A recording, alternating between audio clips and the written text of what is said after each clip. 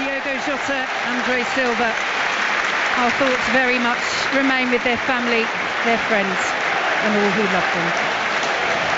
So it's Chelsea against Crystal Palace here on 5 Live. A choice of listening for you this afternoon here in the Premier League. At 4:30, Manchester United against Arsenal get their Premier League campaigns underway at Old Trafford. And right now you can head over to Sports Extra and listen to Nottingham Forest against Brentford. But here, it's the Club World Cup holders against the FA Cup holders.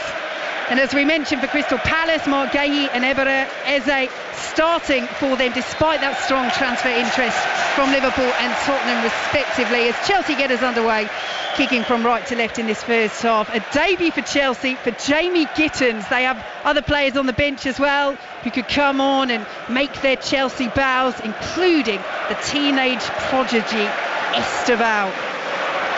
Hugely exciting talent, one of the most talked about players in South American football at the moment, as Chelsea in possession just outside the centre circle. We'll take you through the full lineups in a moment.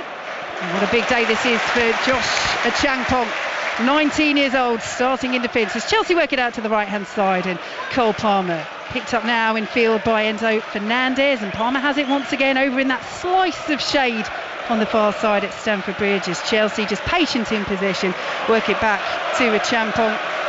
Steve Sidwell, former Chelsea, Reading and Fulham player, alongside me. And just a word on Achampong here. I mean, he has played for Chelsea before. In fact, made his first Premier League start against Crystal Palace last season when Enzo Maresca said he was the best player on the pitch. This is a big moment for him, given the nod again with the injuries to Colwill and Adara Bioyo, and Badiashile not available as well. Well, yeah, I don't want to put the commentators cursing it already, but from the opening, 40 seconds, he's got on the ball twice. He's already drove past Mateta, like he's been at home here for the last season as such. So really looks composed already. We know what Chelsea do, go into that back four, then they go in possession into a back three, and Cucurella really joins into midfield to overload that. Here's the ball over the top, picked up by the informed João Pedro, arrived from Brighton this summer and made his debut for Chelsea at the Club World Cup, as several of their new signings did. It's a strange one, isn't it? I'm not sure whether to refer to that as last season or this. It is last season, even though it's only 35 days since they played that Club World Cup final here at Stamford Bridge, as Chelsea have it just inside their own line. I think that's what it's going to feel like for the Chelsea players as well. That sort of last season just rolling into this season, and that's why I think they're going to start really strong. It'd be interesting to see their fitness areas today.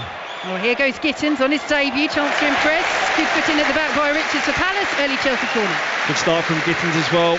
As a wide man, you always want to get your players to your wide areas and get them on the ball. And listen, when I was a midfield player, the first time I said to him was get it to the guys out wide. Start attacking your full-backs. Get at them. Can you force a corner? Which they've done today. Yeah, bright start this for Chelsea. The early set piece on this near side again in that little slice of shade away to our left.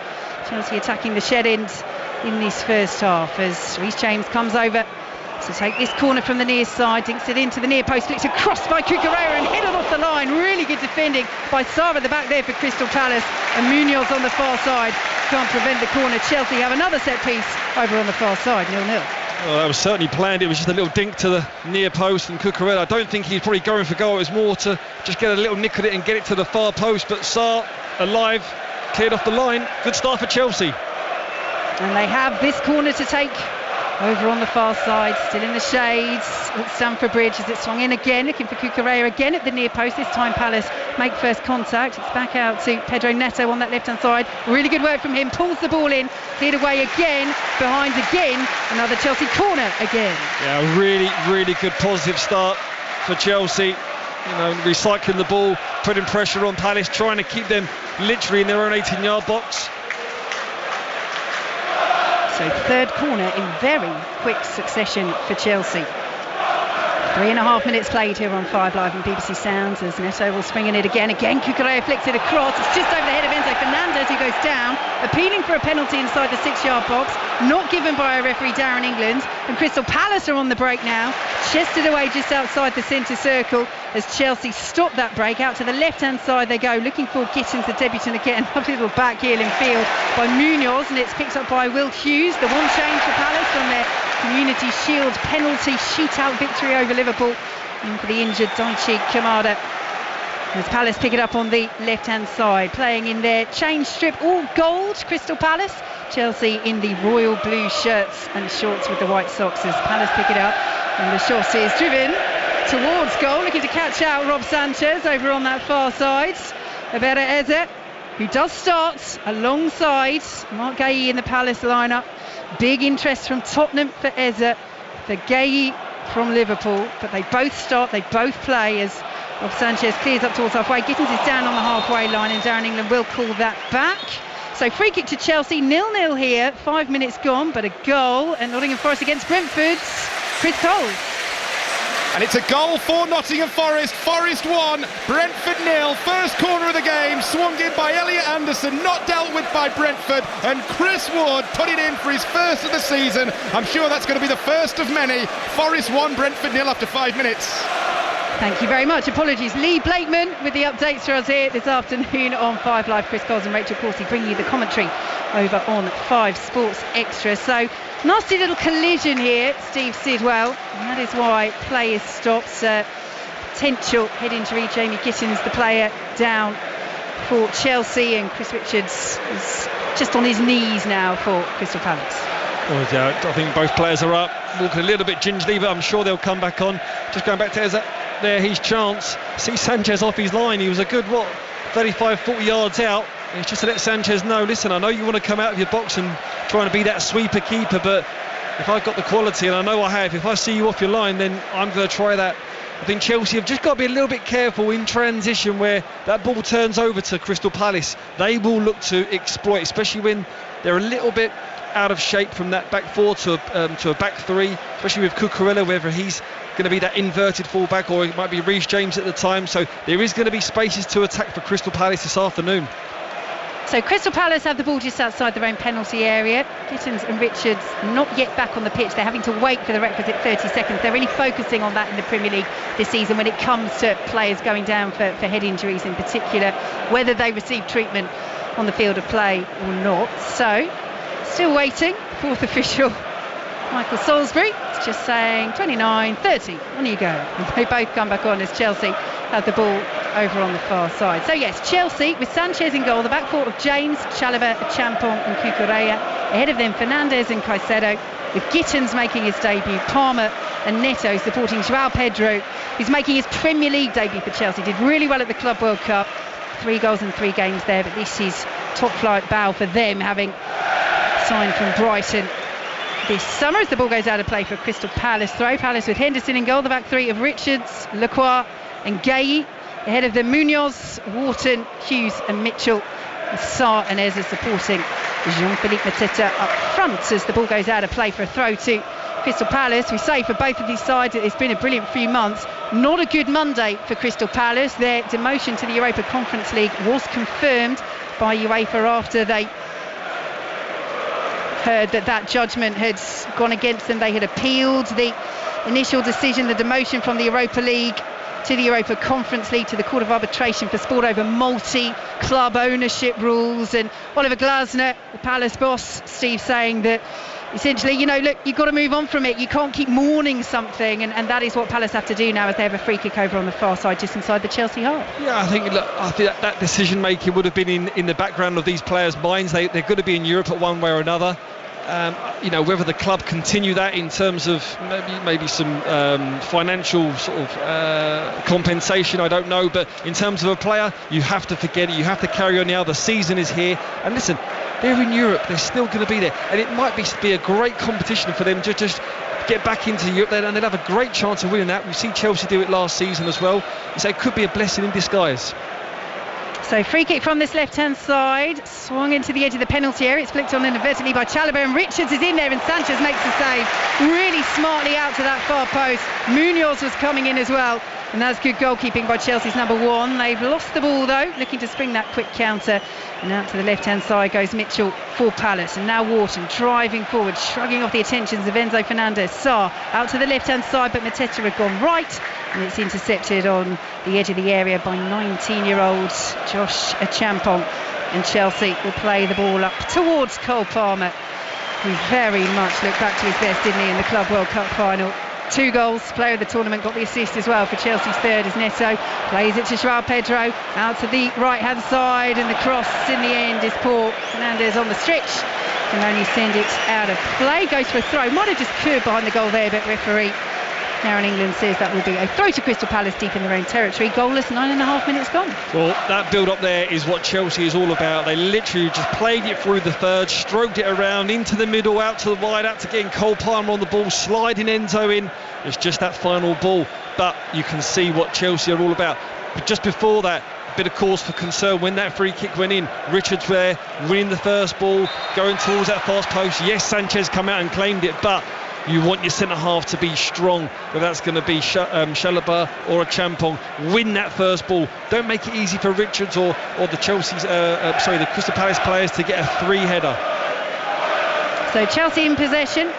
They are slotting into this back 3 in possession at the moment, with Reece James dropping back to play the right side of centre-half. They're giving the ball away. Here is Eze midway through the Crystal Palace half. Out to the right-hand side they go, and now Munoz picks it up, swings it into the area. It's cleared away by Chelsea, only as far as Eze. Palmer gets a foot in. Eze does really well. Lovely footwork, edge of the box. Won't quite break for Hughes. Cucurella is in there. Mateta picks it up inside the area. And the free kick is given right on the edge of the area for the earlier challenge on Will Hughes. It's just inside the D. Very central position. Good work though from Palace. Oh, really good work, and where you want your best players to be on the edge of the box. As I got the ball there, I think it looked like from here, a little nutmeg, a cheeky nutmeg on the Chelsea. I think it might have been Gittins, I'm not too sure, but just glided through. I think it was Cucurella that made the foul on Hughes, bit rash maybe, but now an excellent chance in a vital position for Crystal Palace to get a free kick at Chelsea's goal. So plenty of players inside the penalty area. They're very gradually backing away, the blue shirts of Chelsea and the gold shirts of Crystal Palace in this change strip. And Roberto Eze with the ball in his hands. Will Hughes is there as well. And Eze it will be to place the ball down in the sunshine here at Stamford Bridge. It's goalless, 11.5 minutes gone. There's Mark Gay, Crystal Palace captain, with 2 transfer targets for Liverpool and Tottenham this summer. Can Palace hold on to them? Whenever there's a set piece, I'm always looking down at the technical areas to see if the set piece coach is running up and standing on the edge of the box. They're not at the moment, so they must know that obviously Eze's over the ball. He's going to definitely have a strike. He's going to go to goal from here. It's Eze. He's pointing to the referee. I mean, Chelsea look the requisite 10 yards. Referee Darren England comes forward and then stops and retreats, and I think he's saying to Eze, well, get on with it then, and Eze does. Oh, brilliant! What a goal! What a free kick from Roberto Eze! And that is exactly why Crystal Palace fans will be so desperate to keep hold of him this season. Huge interest from Tottenham is ongoing, but Eze is a player of such quality, and that is a free kick that is quite simply world class, and it gives Crystal Palace the early lead at Stamford Bridge, 1-0. Well, we're up high in this gantry, and I'm looking up above my head, and I think I'm counting 5 or 6 big screens that we're not going to see a replay on, unfortunately, because that is worthy of seeing a replay. What a strike that was. I'm not sure if it took a slight deflection, but the sheer power and velocity of it took it past Sanchez. He only had one thought in his head. I think because he was too close to the 18-yard box, he may have thought he couldn't get the ball up and down over the wall. Elected to go for power, and it went in the back of the net. What a strike from Eze, and Crystal Palace are 1-0 up. And as Chelsea get the game underway, Eze has gone down on the halfway line. Let's see what's happened here. Referee Darren England's very quickly over to that far side. It's Pedro Neto who is being spoken to. Now, here we go. VAR are checking the goal, a possible foul. How interesting. So, it's from a free kick, so obviously the ball is dead, but foul, we presume, in the penalty area. Ezza's down on the halfway line, incidentally, but that's why Chelsea was stopped from taking the restart, because as soon as the game starts again, VAR can't check this. So referee Darren England has gone over to the screen. We're not seeing any replays here, but could this be ruled out for Crystal Palace? And if it is, we will here, along with the fans in the stadium for the first time in the Premier League this season. The referee will announce and explain why the goal has been disallowed. But referee Darren England comes over. Let's see. And big cheers inside Stamford Bridge. Mark Gahey pushing Moises Caicedo. Here we go. So disallowed goal. There's the explanation. Mark Gahey pushing Moises Caicedo out of the wall and being too close to him as well. So no goal, foul by Gahey, and Ezza's quite beautiful free kick. It's ruled out for Crystal Palace and it's still 0-0. Well, how many times have we seen that in the past, where there is blocking, there is, to try and get a slight pathway for the striker to get a shot on goal. But if that's the precedent that's going to be set on the opening weekend, it has to stay throughout the season. And we haven't seen it on a replay, unfortunately, where we are. But it must be worthwhile to have that goal cancelled out now. It's a block for was it Cucurella, was it, or Caicedo? Gahey and Caicedo coming together. Yeah. Well, we almost got a replay.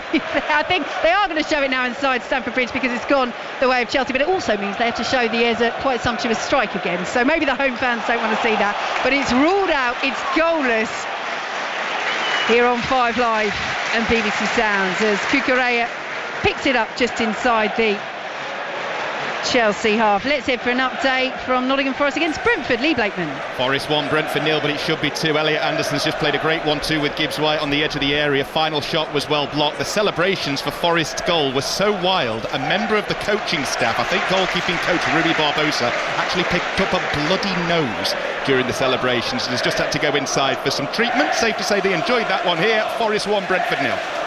Thanks very much, Lee. Commentary continues over on 5 Sports Extra as Chelsea in possession on the halfway line. Here is Achampong out to the left-hand side, and Chalobah back to Achampong once more here in the sunshine, which is beating down strongly here in West London as Cucurella strongly challenged inside the centre circle, and Enzo Fernandez will tidy up for Chelsea all the way back to Sanchez. But it's been a really bright start from Crystal Palace, Steve Sidwell. It has, yep. I'd say Chelsea had probably the opening 5 minutes where, 3 or 4 corners and really penning Crystal Palace back into the half. But look, we know what this Crystal Palace side have got.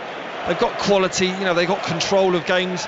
They were talking about the squad depth, which is an issue, but we know that this starting 11, along with 2 or 3 other players on the bench, can have an impact in any Premier League game. We've seen that against Liverpool, the champions, last week in the Community Shield.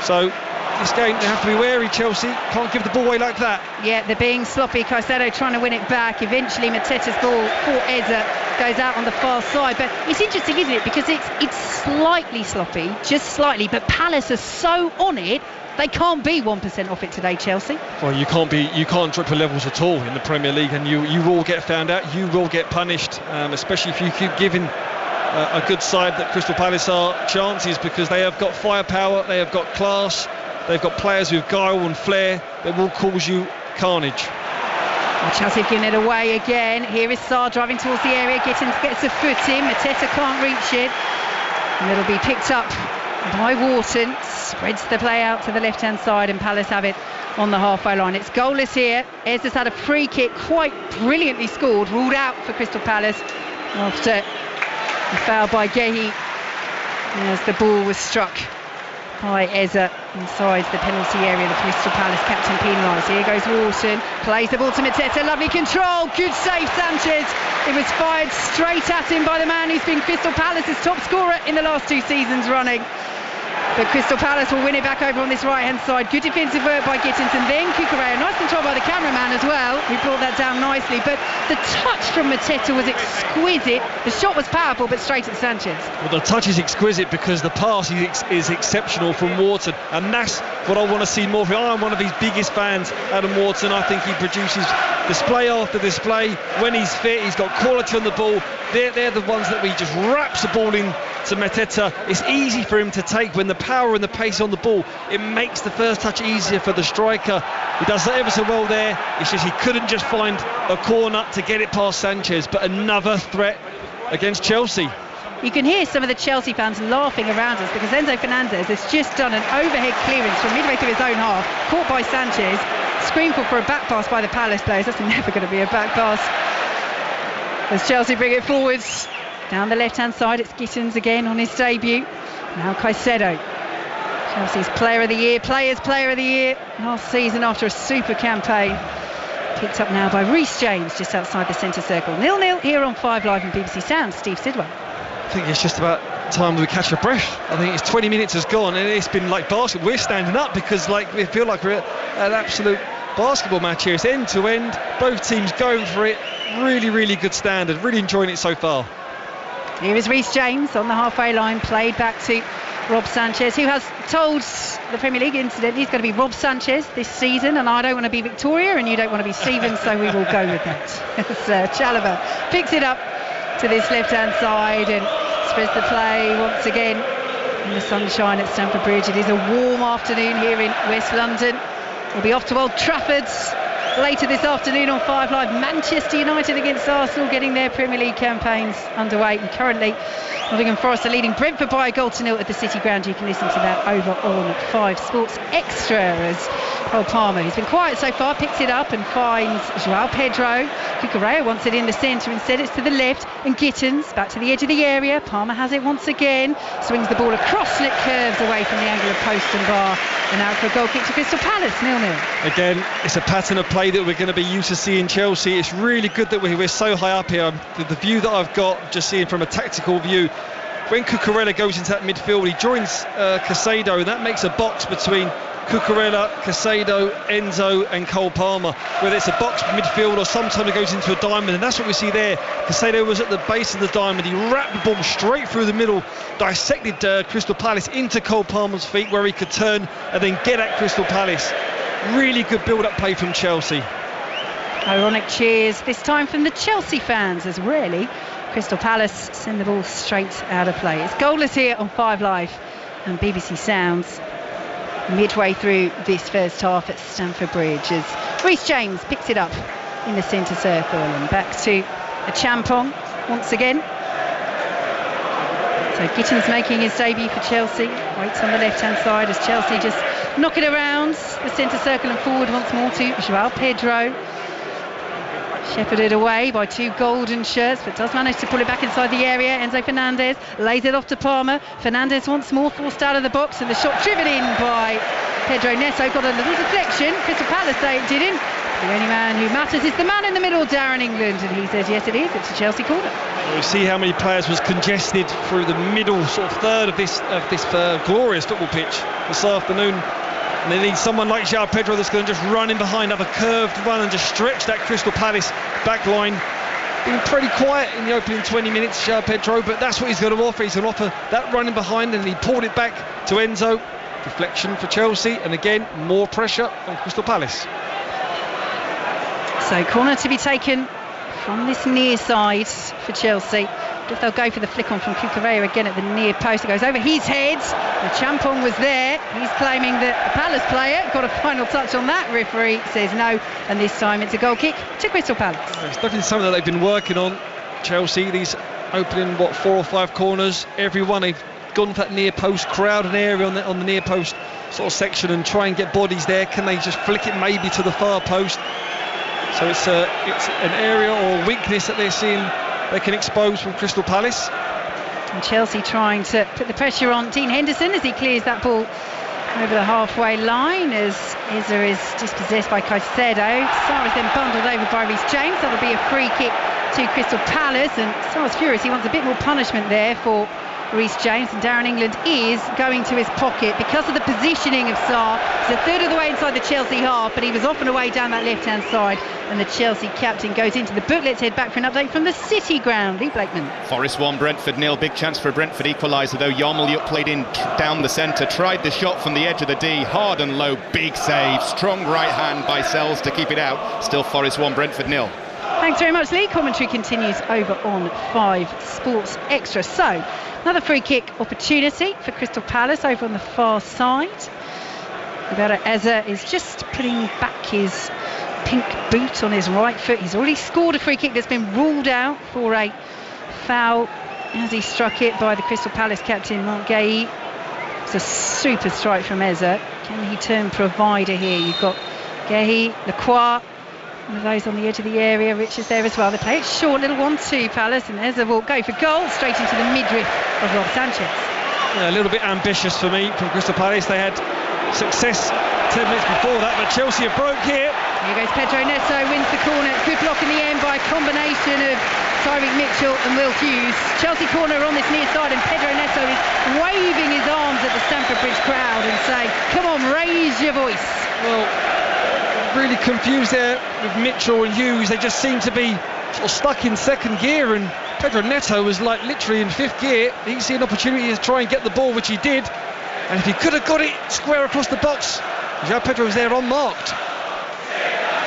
Yep, the best opening from that move has gone. Can Chelsea fashion a decent enough opening to take the lead here from the set piece? Reece James to swing it in. It's headed away, get it at the near post. They keep targeting that area. Picked up on the edge of the box and launched towards goal by Jamie Gittins. Blocked away by Palace. Spins out to James on this left-hand side. His delivery into the box is poor. Headed away by Jean-Philippe Mateta, who's back there defending. And Chelsea one come forward again. Hughes is down, whistle goes, and all around us fans jump up of a Chelsea persuasion. They feel that was soft, but Palace have a free kick just outside their own penalty area, 0-0. Well, I think we're in the East Stand here, aren't we? I think they was up in absolute raw. I think that was a bit fortunate there for Hughes. There was a 50-50. It was a coming together. I think it was more body strength. We just got pushed off the ball. And a lucky one there, but there's moments and glimpses before that where Chelsea just can get caught out on this transition. Really good interception from Gittins earlier on to stop Muniz, and if he wouldn't have stopped that, he would have had a long way to go, but it would have been a one-on-one with Chelsea defender. So Henderson sends it over the halfway line. It's cleared away by Chelsea, won by Hughes, who sends it forward. Mateta can't latch onto it. Champong will clear it forward, headed forward by Lacroix. And a swing and up and under from João Pedro, but nobody's up there for Chelsea really, other than Palmer, who is going to try and close down. He has been quiet, Cole Palmer. Out to the left-hand side. Go Crystal Palace once more. Where do you like to see Palmer play, Steve Sidwell? Attacking midfield as he is today, or right wing? No, that's where I like to see him. And yes, you are right.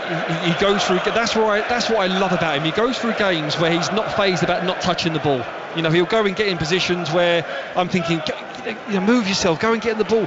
I'm not comparing him to Lionel Messi, but he's like a Lionel Messi where he just wants to just go away, detract himself away from an area, wait for that ball to come to him into time and space, then he can do the damage. I do like him in this area because when he gets on the half turn, he can certainly cause carnage. What a bad collision that is there on Cucurella. Yeah, that's Munoz in on Marc Cucurella. Yellow card for Daniel Munoz. I mean, Cucurella goes in and wins the header, and Munoz then platters him in the aftermath, and he spins around Cucurella and hits the deck. I mean, it's a powerful header from Cucurella, and Munoz really does clatter him on the follow-through. But yellow card, says referee Darren England. I think it's one of them ones where Muniz is nearer to the ball, and he's going to always shield it when he's going to step across Cucurella, where it's skidding off the surface and it's quite low. Cucurella dives down, and that momentum there just takes him and spins him around. Muniz, just the odd 1 or 2 seconds late. Booking required. He was like a spinning top there for a second, wasn't he, Marc Cucurella? But he's up, he's fine, which is the main thing. Munoz into the book, and Chelsea in possession just inside their own half. Here is Chalobah. Slows the play down on the halfway line. They are happy at the moment, Chelsea, just to pass it round. This back three in possession of James and a Champong and Chalobah. 0-0. 28 minutes played here on 5 Live and BBC Sounds. Nottingham Forest leading 1-0 against Brentford at the City Ground. That commentary over on Sports Extra. Steve Sidwell. Really good play from Crystal Palace in terms of a defensive point of view. We said about Cucurella joining that midfield and making it a box or a diamond, really outnumbering and trying to put a lot of players in that middle strip of the pitch. Crystal Palace really narrow, forcing Chelsea to go wide, forcing them into a mistake, kicking the ball out wide. Now they can take their time, kill the game off and play at their own pace. It's given away. Cucurella has it on the halfway line. Palmer out to the left-hand side and Chelsea are clicking into gear. Here's Gittins. Cucurella had made the run. It's behind him. Almost one in the area by Joao Pedro. Sees his shot blocked. Caicedo urged to shoot. Might have got a deflection. Chelsea are appealing for that. And referee Darren England does say eventually Chelsea corner. Well, that is where Cole Palmer can come alive. We said about bodies and there've been a lot there, but when he gets on the ball in them tight areas, he can make things happen. And they're taking the corner quickly, but you're not going to catch out Steve Sidwell with that. As Chelsea have it down the right-hand side. Neto driving towards the byline, pulls it across. Chalobah was in there, can't get enough contact on it, and the ball spins out of the penalty area, only as far as Gittins. Looking for a goal on his Chelsea debut. Couple of ricochets inside the box and then scooped over by Trevor Chalobah on the edge of the 6-yard box. He's saying it got a deflection. Referee Darren England that time says Crystal Palace goal kick, but that is more dangerous from Chelsea. Well, they was probably a bit fortunate to have this chance created. Gittins does well on the left-hand side. He's always going to try and drive onto his right foot to try and whip one into that far corner. Takes a deflection, falls to Chalobah, who has a snap shot really. You wouldn't want it to really fall to him. More Pedro or an attacking player. It's more of a snap shot. Should at least hit the target. He's leaning back. It goes high over the bar. As Crystal Palace have it with Sarr. Midway through the Palace half, challenged by Cucurella. Referee Darren England's happy with that. Sarr has it back though and stabs it back to Chris Richards. And Palace will build from the back once more. Yes, Trevor Chalobah hasn't scored for Chelsea since May 2024. He did score in his Premier League debut against Crystal Palace just over 4 years ago. Spent time on loan with them as well last season as Ismaila Sarr has it just outside the Chelsea penalty area. Now Hughes plays it into the box. It's headed away by Chalobah with Mateta lurking just behind him. Fernandez there puts the foot almost ahead of Wharton, but Wharton will bring it away. Brought down.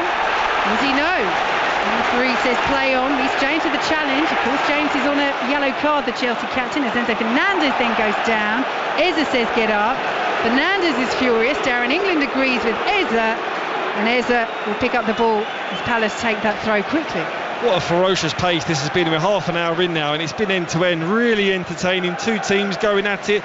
You know, people are worried about that first game of the season and fitness levels, but this is though a mid-season game. This is fully two teams committed, trying to get that first goal, trying to conduct where they want to play, have their own stamp on the game. Really impressed so far.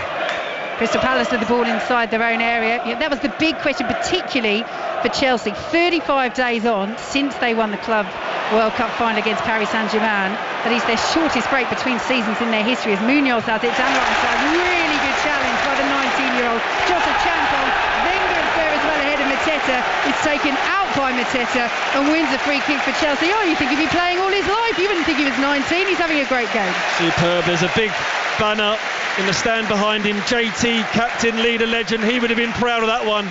Two fantastic tackles there, got the crowd, and that's what football's all about. It's not just about the flair and the mavericks in the game, it's about defenders wanting to defend, and you've got one there that's come across, read it so well. A fantastically well-timed tackle, gets up, gets the foul again off of Mateta. Really bright start from a Champong. 12 and a half minutes to go in a first half that has flown by here on 5 Live and BBC Sounds, and we're still goalless. Eza thought he'd broken the deadlock with a quite superb free kick for Crystal Palace. That was ruled out by referee Darren England after a VAR review for a foul by Gehi, just as that ball was struck by Eza, as the ball goes out of play for a throw to Chelsea. And the Crystal Palace away contingent away to our left in the shed end, a booing Marc Cucurella as he prepares to take this throw for the home side. The Club World Cup holders, and a complete miscommunication there with Jamie Gittins, and I guess that can happen when you're making a debut, just not quite on the same wavelength there. It can happen, but the one place you don't want it to happen is in front of the away fans. A laughing stock there. They enjoyed that one, the Crystal Palace travelling fans there. back to the drawing board for Chelsea. So in the aftermath, incidentally, as Crystal Palace get us underway, that strong challenge by Mateta on the Champong. Mateta's gone into the book for that. So yellow cards for him and Munoz so far for Palace. Reece James in the book for Chelsea. And there's a Champong inside the centre circle. I mean, I say this very much tongue-in-cheek, but Enzo Maresca saying that they need to sign another centre-half, with Levi Colwill out for what will be the bulk of the campaign after picking up that ACL injury in training. Champong is maybe providing that internal solution that Maresca says the club want, but he doesn't. He wants to sign someone as the whistle goes. Free kick to Chelsea. Joao Pedro down, midway through the Crystal Palace half on this left-hand side. Yeah, just on a Champong there. I mean, what Chelsea have always been about in terms of this project and this process of getting youngsters in, giving them experience, giving them a chance.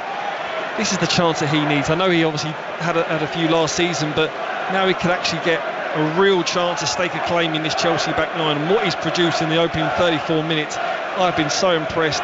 Not just on the ball, off the ball as well. His leadership qualities, pointing, telling where people are, where they need to be as well. So really bright start for him. Crystal Palace fans once again expressing their opinion of the officiating as Chelsea prepare to take this free kick. Can they break the deadlock as we approach half-time? It's Neto to send it in. Not a good delivery. Headed away out of the penalty area, and Ezra will help it on. But Palace are deep. Hughes is now trying to put a bit of pressure on Reece James, but he'll steer it back to Rob Sanchez. Steve Sidwell. Yeah, I think Chelsea are just trying to get into these wide areas, just like they are now, Vicky. And here goes Cucurella. Lovely turn by Neto inside the box, but it just ran away from him. And Lacroix was really sharp and alert to that danger. Saw the slight miscontrol there from Neto. Clears out for Chelsea club. Yeah, there's going to be moments where they're going to want to dissect through the middle of the pitch, but it's hard because Crystal Palace have got numbers in there as well. But when there's a ball on, like Reece James found there, a big sweeping diagonal to time and space on the flanks, that's where Chelsea can really benefit. Cole Palmer trying to play it through the legs of Adam Wharton, doesn't do so. And Palace then win the free kick over on this near side, and Oliver Glasner just stretching his arms out, applauding his players. What a job he is doing at Crystal Palace. As Reece James plays the ball back to Sanchez inside the penalty area. Your gut, Steve Sidwell, when the transfer window closes, will Guéhi and or Eza still be at the club? I don't think so. I think if they lose both, it's catastrophic for Crystal Palace, especially in terms of the time frame of if and when they can get replacements in. I think one of them would be gone. I don't think it'll be both. I'm not sure what one, if you're going to ask me that question next, but I think one will be gone. Chelsea in possession in the centre circle. Well, Steve Parish, the Crystal Palace chairman, talking specifically about Marc Guéhi after the Community Shield, saying, look, he's in the last year of his contract. We cannot afford what happened with Joachim Andersen last summer for him to lead on a free, so it needs a new contract or some sort of conclusion. But, you know, warning basically, look, we might have to sell him because we can't afford that to happen again and him leave on a free at the end of next summer. Of course, if he doesn't sign a contract this summer, he could sign one during the season. You know, it's not, he's got to sign a contract in the next 3 weeks, otherwise he's getting sold. But it is a conundrum for Palace as Chelsea have it just outside the centre circle. Yeah, no, I think he's destined to leave, as with Eze as well. I think they've been stalwarts for this football club, but I think with Guéhi, I think they need to cash in, and you can't afford to lose a player of that quality for nothing. As you said, they've been bitten before, you know, in terms of that experience, but they won't want that to happen. If they can get as much money as they can and then recoup with a good quality player, then that's the best option. Lovely control by Eza. Oh, brilliant skill as well, almost getting past Reece James. Now this is interesting. Tried to play it through the legs of James. James is on a yellow. The Palace fans are reminding referee Darren England of that. I mean, it's a good position. It's one of those, I think Darren England can make whatever decision he likes here. It's not a nailed-on yellow card. No, I think Reece James is going to get away with this. It is a free kick to Crystal Palace over on the far side. Let's head back to the City ground. Lee Blakeman. Neil Forrest have just had a penalty appeal waved away, though. Suspected handball against the Brentford captain Nathan Collins, not given by VAR. Down the right, Forrest have been superb with Dan Ndoye on his debut. He's just fizzed in across, well taken by Kelleher. He has been superb so far, Ndoye. Forrest 1, Brentford 0. Commentary over on Sports Extra is over this free kick for Crystal Palace on the wide left. It's goalless. We've got 7 minutes to go until half-time here at Stamford Bridge on 5 Live and BBC Sounds. Manchester United against Arsenal to come at Old Trafford from 4:30. But can Palace find the breakthrough here late on in the first half? It's a good delivery by Eder. Lacroix was in there, can't make decisive contact on the edge of the 6-yard box. It's behind for a Chelsea goal kick. What a chance for Maxence Lacroix. Very good chance, and I think that's why I was surprised earlier when Eze had that free kick and shot from outside the box, which was too far out. And again, a prime example there. You get a good quality ball in and a good time of the run, you will create a chance. It's just Lacroix there. I don't know whether he see it late or there was bodies in front of him, but because normally he's a player that will attack the ball and loves attacking the ball, but a let off there for Chelsea, you see. Yeah, they let him go. He was unmarked. It was poor defending. They got away with it. Here's Palmer out to the right-hand side and Pedro Neto. 0-0 here on 5 Live and BBC Sounds as Reece James picks it up, plays it in field to Enzo Fernandez, 25 yards out, good ball forward looking for Joao Pedro, well marshalled by Lacroix. Out to the right-hand side goes Joao Pedro, and Pedro Neto will pick it up now. He's got Mitchell there with him. Bit of space now for James to swing the ball in. Cucurella is in there. It's headed away by Munoz. Palace though are deep, and a Champon can pick it up midway through the Crystal Palace half as Oliver Glasner is saying and gesturing, look, get forward, don't drop so deep. He's waving his left hand now down there in his technical area as Chelsea give the ball away. Here's Mateta, chest the ball down inside the centre circle, too strong for Caicedo, lifted forward now for Eze to chase, up against James, and James does well, controls with his head and then his foot and steers it back to Sanchez, who will clear away. But that battle between Eze and James is going to be so fascinating with James on this yellow card, and Eze is looking to give him a torrid time already in the closing stages of this first half as Cucurella picks it up on the halfway line, roared forward by the Chelsea fans. Both sides still looking for the breakthrough here. Eze with a free kick scored but disallowed for a foul by Gehi by VAR, well, by Darren England after an on-field review after VAR called his attention to it, and that is why we're still goalless. Steve Sidwell. Yeah, I think you're right in terms of the Reece James and Eze combination. I mean, if I'm a Palace player, I want to try and get Eze on the ball as much as possible anyway, but now in these circumstances, getting 1v1 with Reece James, we've seen beforehand, I think he took a lovely ball out of the sky, popped it through his legs. Reece James, just give him a little tug, could have been worthy of the booking. He's on one, he needs to be very, very careful. It's going to be a tough afternoon for him now. Here is Chalobah, just inside the Crystal Palace half. Cucurella steers it back to a Champon, and forward now to Caicedo. Chelsea work it out to the right-hand side, and Enzo Fernandez will pick it up, and marshalled by Montgay. He's really stepped out of defence there. Fernandez steers it forward, looking for Pedro Neto. It's won by Crystal Palace, and will be brought forward and picked up now by Ismaila Sarr. Been relatively quiet so far to scoring that late equaliser in the Community Shield against Liverpool, and gives away the free kick. Bit of a frustrating afternoon for him. Let's head back to the City ground. Lee Blakeman. 2-0 to Nottingham Forest, all about Gibbs White with the delivery, and there to head in on his debut was Dan Ndoye. Brilliant header, looping across goal. What a moment for him. Forest 2, Brentford 0. Thanks very much, Lee. Commentary continues over on 5 Sports Extra as Chelsea steer the ball back to Sanchez, still goalless here at Stamford Bridge, as Chalobah picks it up and sends it back to Sanchez once more, who will clear up towards the halfway line. Over the head of Joao Pedro, put it away by Lacroix. Cole Palmer will pick it up. Cucurella gets a foot in, headed forward. Lovely diving header by Enzo Fernandez. Had real good direction on it as well to Palmer. But Crystal Palace make the interception, won't keep it in, and it goes out of play on this near side for a Chelsea throw, goalless. It has been hard for Cole Palmer in his first half. He's been limited with space to operate. When he has done it, he's opened up some avenues for Chelsea to get in, but especially in that area, that number 10 there in the middle of the pitch, it's been hard. Crystal Palace have stifled that area with the two midfielders of Wharton and Hughes, boxing him in with the Crystal Palace defenders. As Chelsea pick it up with Caicedo, and now Chalobah just outside the centre circle, out to the left-hand side, and Jamie Gittins, who steers it back once more to Chalobah. Chelsea will be desperate for Palmer to continue that form from the Club World Cup, recapture that form from his first season at Chelsea as the ball goes out of play, can't be kept in by Pedro Neto despite his best jumping efforts over on that far side. Palace have a throw, 0-0, 2 minutes to go until half-time. Yeah, the quality of the ball was fantastic out wide from Chalobah out to Neto, but instead of catching it on the fall and taking it and driving into the box, he elected it for it to bounce, and unfortunately for him, when he's only the smallest of chaps, he's not tall enough to bring it down under control. But Yeah, it feels as though the tempo has just probably dropped the last 5 or so minutes compared to what it has been. I mean, it was relentless for the majority of this first half. It would have been hard to keep it up, but it feels as though now both teams are just waiting to get in half time and catch a breath. Yes, it is a sweltering afternoon here in West London at Stamford Bridge. Nothing these players can't handle, particularly Chelsea, after playing at the Club World Cup in America. It's going to be fascinating to see how that all plays out at the World Cup next year, with the storm delays and new experience for many of these players in terms of just having to deal with the extreme weather and big stoppages, as Chelsea had to endure at times during their campaign. As Eze does really well down that left-hand side, goes down, tangling with Caicedo. Mateta has it, sprays the play out to this right-hand side. Munoz controls with his head. Infield now to Wharton. This is really nicely worked by Palace. They're playing with such confidence.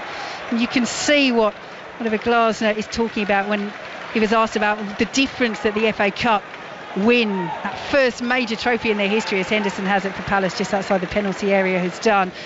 He was saying, when they went in at half-time behind to Liverpool in the Community Shield, before, they might not have had that belief that they could come back and do it, but everyone was calm, everyone was composed, they were just analytical, and they play with belief, they play with confidence under him, Crystal Palace, as they have the ball just inside their own half. Well, we've seen that today with Gay. He just, I can't remember the player it was now, but he followed him all the way in, he's into like a midfield role where he's going to go, knowing that he can go all the way in there, and then the cover will be behind for them to just close the gaps.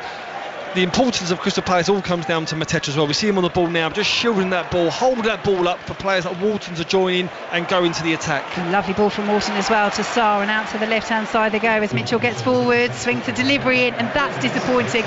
Because until then it was a great move from Palace as we enter 4 minutes of added time. They had Eze in there, Mateta was there as well, Munoz had gone up from the back, and it's a shocking delivery from Mitchell. It's behind, it's a Chelsea goal. Well, we see that in the FA Cup final, didn't we, where the ball went up to Mateta, they bypassed the pressure, the ball went up to Mateta, he held it, he brought players in, they got the ball wide, a ball in the box. But when that ball goes wide, that ball in the box has to have quality. Mitchell there put a poor ball in. I looked straight down at Glasner. He turned his body language in disgust, because you've got to remember now, when you create chances, you have to be clinical and critical in these conditions. Out to the left-hand side goes Sanchez. Cucurella on the halfway line, big up and under, looking for the run of Joao Pedro. It's turned into a decent ball actually from Cucurella. Nice touch from Joao Pedro. He's forced away to this near side corner flag, and Gittins now will pick it up in his Chelsea debut. Now plays it in field to Caicedo, but he dallies on the ball. He's not had a great game, Moises Caicedo. And Mateta will steal it and play it forward to Eze. Sanchez out quickly, and good decision by the Chelsea goalkeeper. Clears it out up towards the halfway line. It's enough distance on it, and then Mitchell loses out to Pedro Neto, and Chelsea have the throw.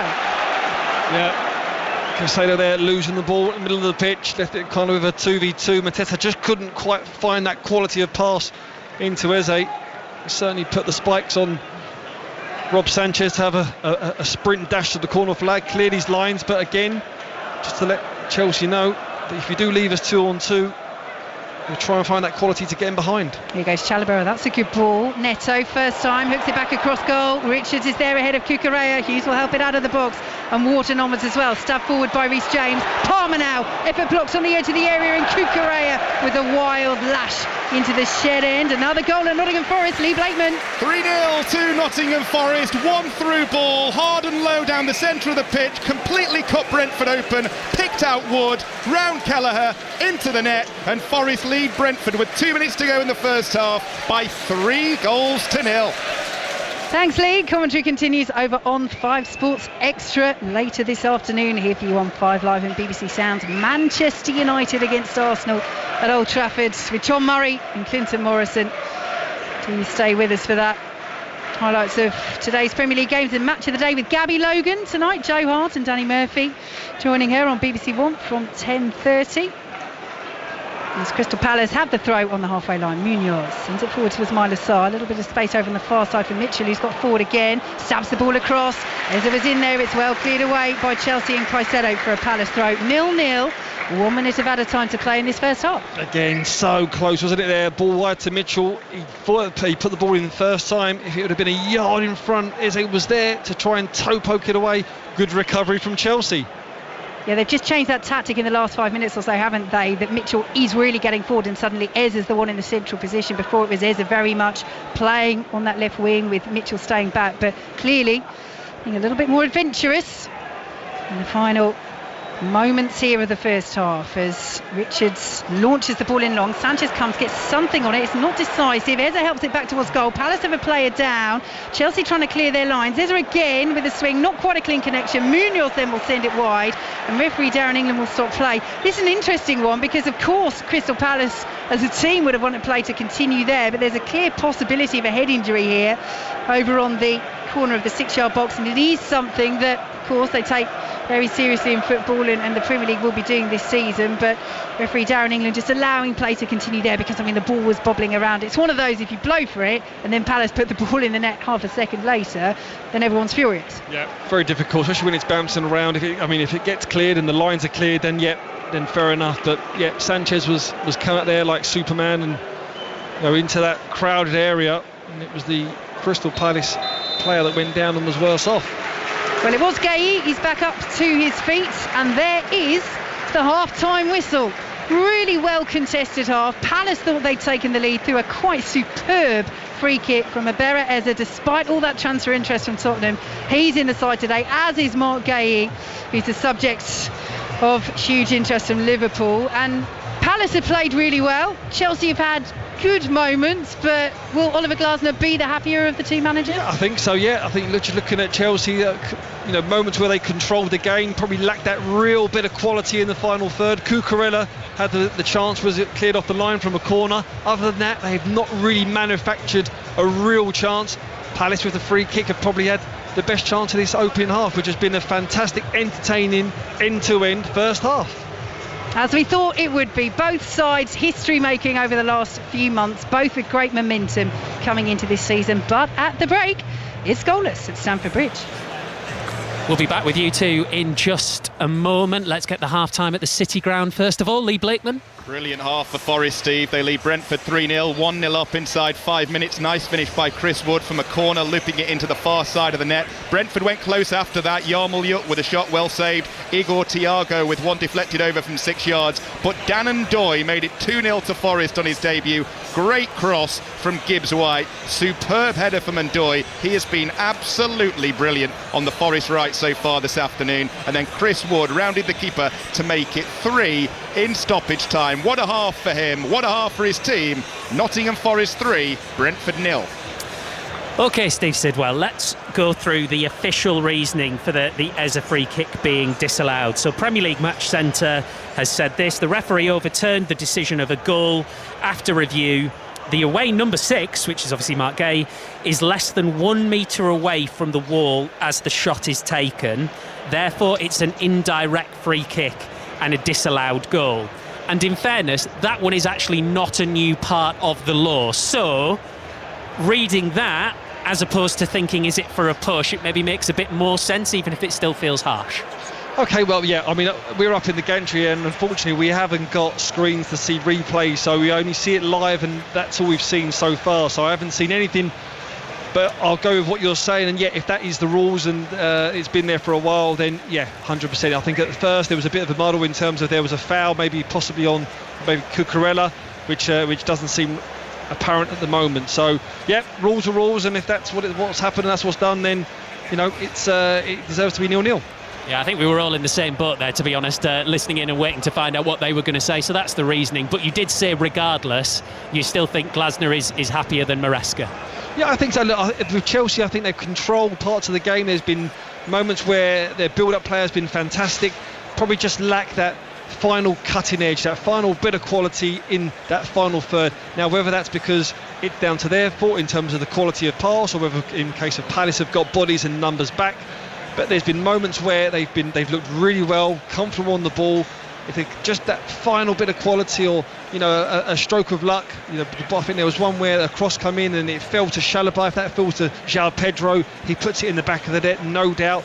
But I think Glasner, in terms of the way that they've conducted and gone about their business, in terms of bypassing sometimes Chelsea's pressure, going into Mateta, holding the ball up, going the ball out wide. They've looked a dangerous threat, especially on turnovers, and especially when they've got control of the ball and the game spreads out. Thank you very much, guys. So Chelsea 0, Palace 0, Nottingham Forest 3, Brentford 0. 5 Sports Extra, remember, for second half commentary from the City Ground here on 5 Live. All eyes on Stamford Bridge. I'm now inside Old Trafford. Manchester United versus Arsenal on the way in full at 4:30. Quick reminder of other scores. So it finished in the Championship. Ipswich won, Southampton won.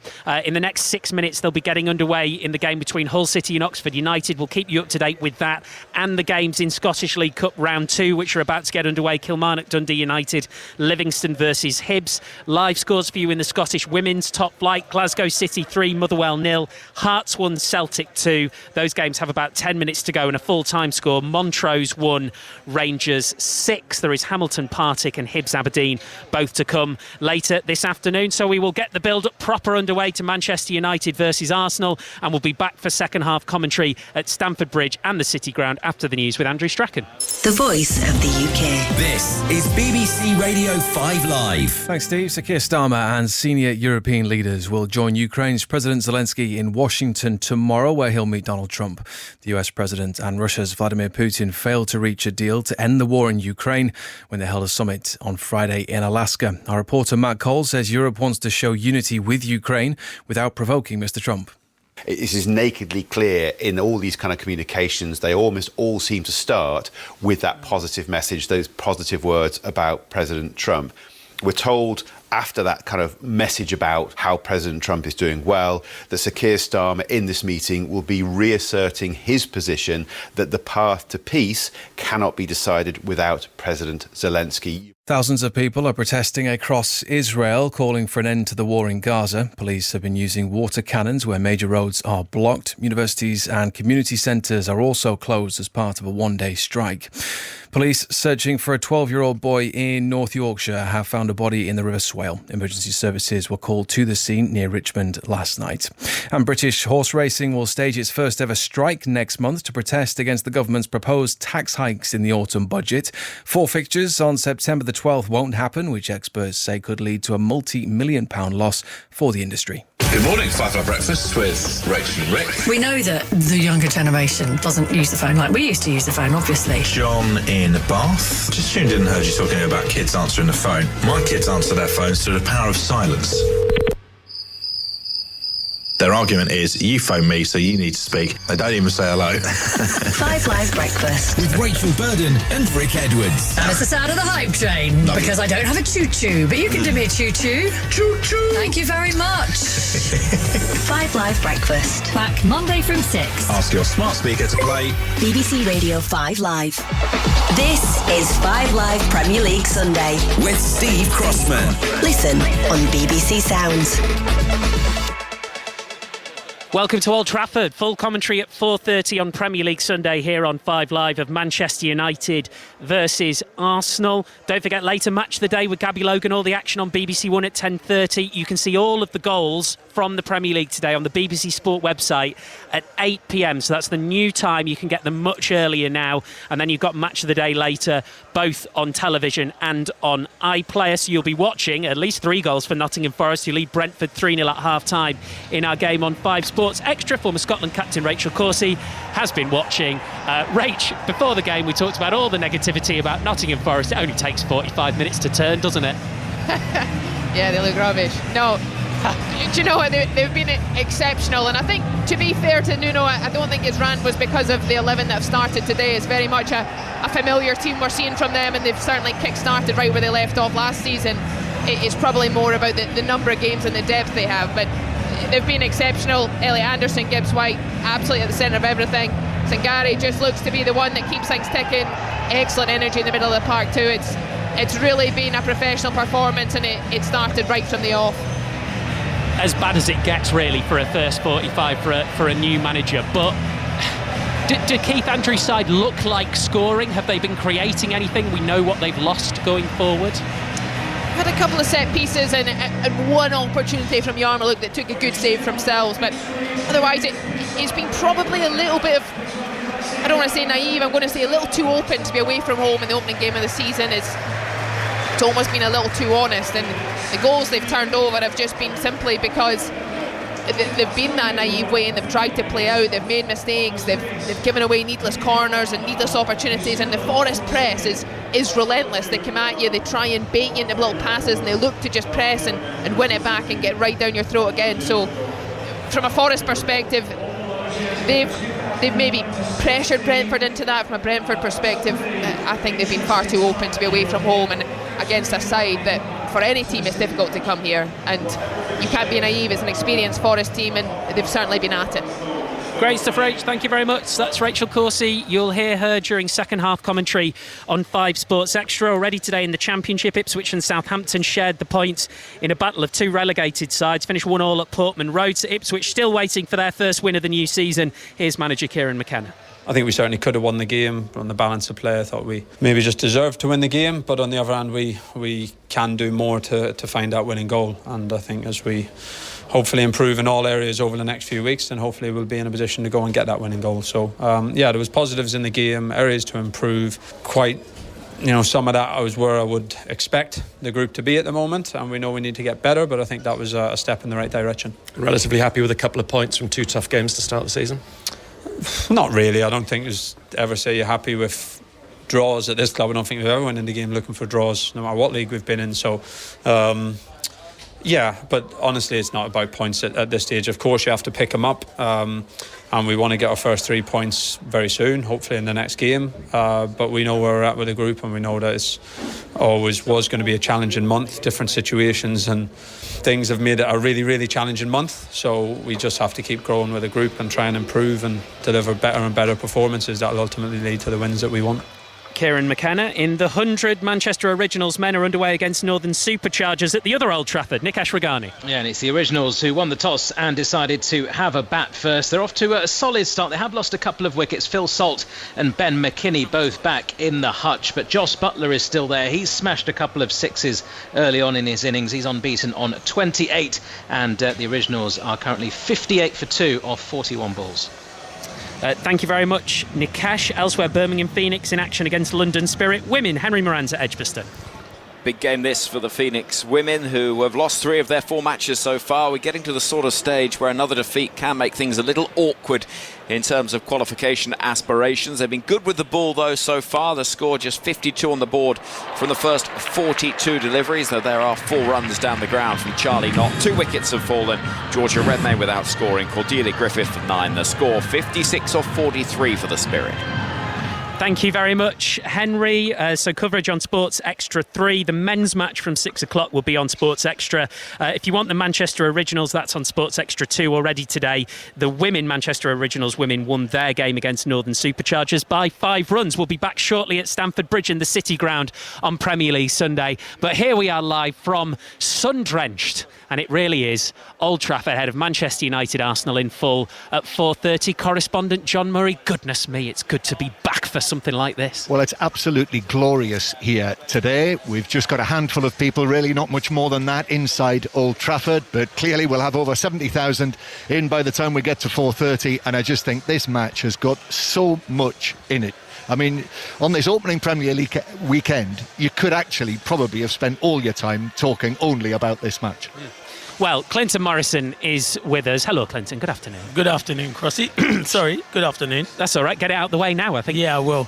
Save my voice. We've got to talk strikers with you, and we'll do it again closer to kick-off in more detail. But you've got Mbermo, you've got Cunha, you've got Sesko on one side, you've got Gyökeres, maybe Madueke on the other. Who are you most looking forward to seeing today? That's a good question, that. To be fair, Gyökeres... He'll say the centre-forwards. Definitely, Gyökeres and Sesko. But I do like the Cunha and Mbermo signings. I think they're so key for Man United. Man United struggled in that final third last season. Bruno Fernandes created a lot of chances. Didn't really have that killer instinct. Them 2 players in particular, but the strikers, the 2 number 9s, Sesko and Gyökeres, they're the 2 I'm looking forward to. I think they're both good signings. I think, in particular, if Arsenal want to challenge Gyökeres, he has to be that final piece in the jigsaw. Told you. He knows me so well. But for United, it is goals, isn't it? I mean, we heard Ruben Amorim. He said in his press conference, didn't he? It felt, and I'm paraphrasing here, it felt like he was saying, we're still going to get ourselves into trouble, but we've now got goals to get ourselves out of it. No, I mean, it's the right answer, isn't it? Because I heard Alan Shearer saying something similar yesterday. Really, that's where, for all of the big money that they've spent, that's where the biggest money is spent. And that's because the discussion that we've had month in, month out about Arsenal, and the fact when you look for Manchester United, just 44 goals scored in the Premier League last season for Manchester United. So that's why not only a centre forward for them, but a whole new front line. And Arsenal, so many additions that have added strength in so many areas. So, but I think the basic point is today, if there is a loser, that's your story of the weekend, isn't it? Right then, Clinton. So we've picked out two of the strikers, but if you were going to go for the wider positions, then if I can force you, Cunha or Madueke? Oh, Cunha.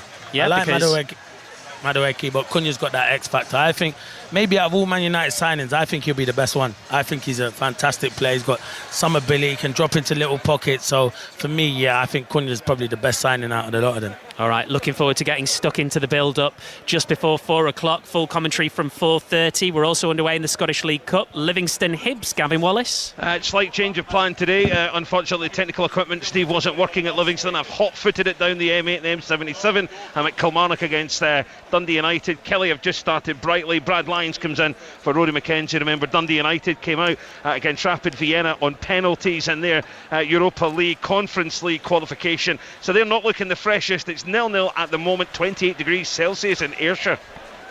Thank you very much, Gavin. I did know that and I forgot, so thank you for correcting me. So they're both 0-0 anyway at the minute. Kilmarnock, Dundee United, and obviously Livingston versus Hibs, which is ongoing as well. Hull City have scored in the first minute of their game versus Oxford United, so they lead by 1-0. Forest 3, Brentford 0 at half-time. Head over to 5 Sports Extra right now for commentary here on 5 Live. Chelsea 0, Crystal Palace 0. Steve Sidwell and Vicky Sparks.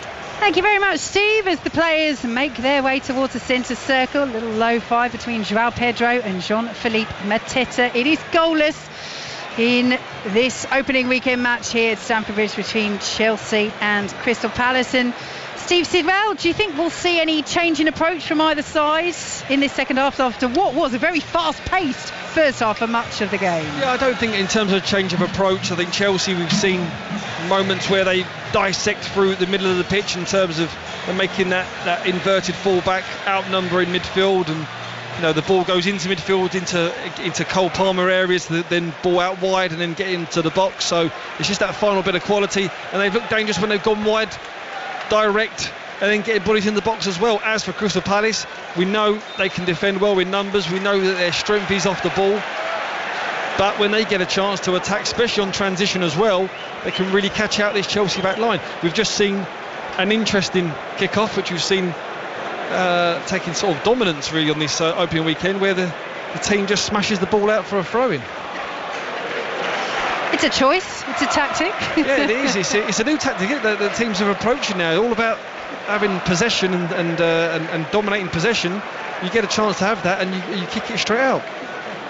So Chelsea in possession. We'll take you through the lineups in a moment, but a goal straight away at Kilmarnock Dundee United. Gavin Wallace. Yeah, Vicky, it's to the home side. Daniel Dackers was released straight through. It was a one-on-one with the goalkeeper, and the 6'7" striker put it beyond the goalkeeper, bottom corner. Kilmarnock 1, Dundee United 0. I'm glad you got your RCN kit plugged in time, Gavin.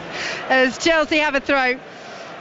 Crystal Palace have a throw, I should say, on this near side in the sunshine here at Stamford Bridge. Goalless here on 5 Live and BBC Sounds early stages of the second half as Jamie Gittins on his Chelsea debut intercepts and Moises Caicedo will pick it up for Chelsea, who have Sanchez in goal. The back four of James, Chalobah, Champong and Cucurella. Ahead of them Fernandes and Caicedo, with Gittins, Palmer and Neto supporting João Pedro up front. As Chelsea work it to a Champong, the 19-year-old, who eases past Jean-Philippe Mateta, takes it up to halfway out to the left-hand side, and Chalobah, he steers it back to a Champong once again. Palace with Henderson in goal, the back three of Richards, Lacroix and Gueye.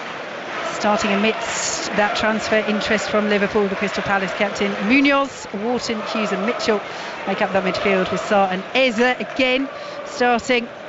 despite interest from Tottenham supporting Mateta up front as it's lifted forward by Chelsea. Joao Pedro then goes down. Lacroix goes down as well.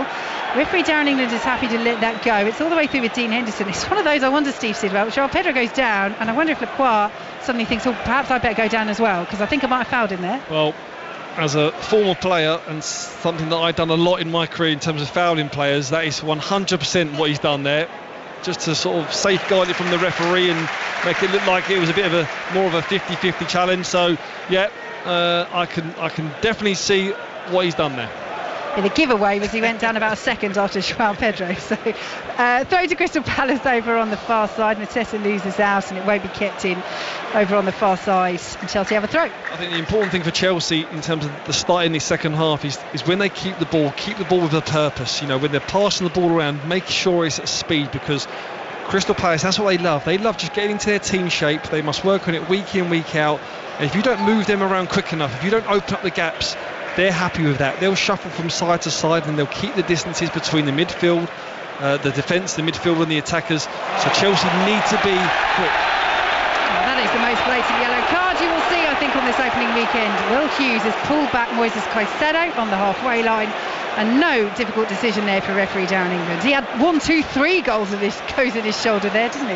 Yeah, I think Will Hughes there, no disrespect there, he's probably not the quickest on the pitch, so he knows when a player gets away from him and he has to take a tactical foul, he'll do that, tactical booking. So he's done that, but now he's got to be careful because he's a tenacious player. He likes to get on the ball and try and win the ball back for Crystal Palace, so he's got to be a bit careful now. So here goes Chalobah on the turns, sprays the ball out to the right hand side, and Mitchell will watch that out for a Crystal Palace throw deep in Crystal Palace territory. As Chelsea need to put on a bit of pressure, and Gay comes back to offer an option. Confirmation that it was the proximity of Gay to the Chelsea wall when that as a free kick was disallowed.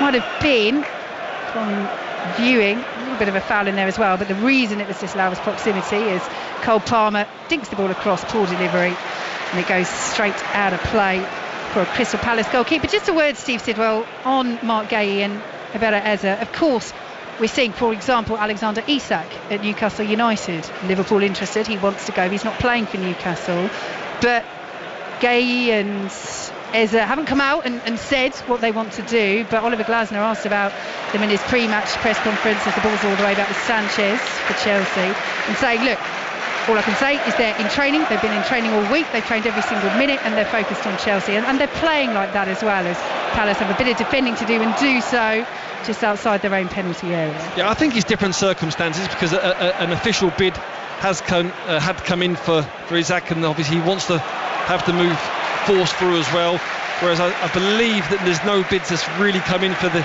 two current Palace players. So until that happens, then they carry on going about their business.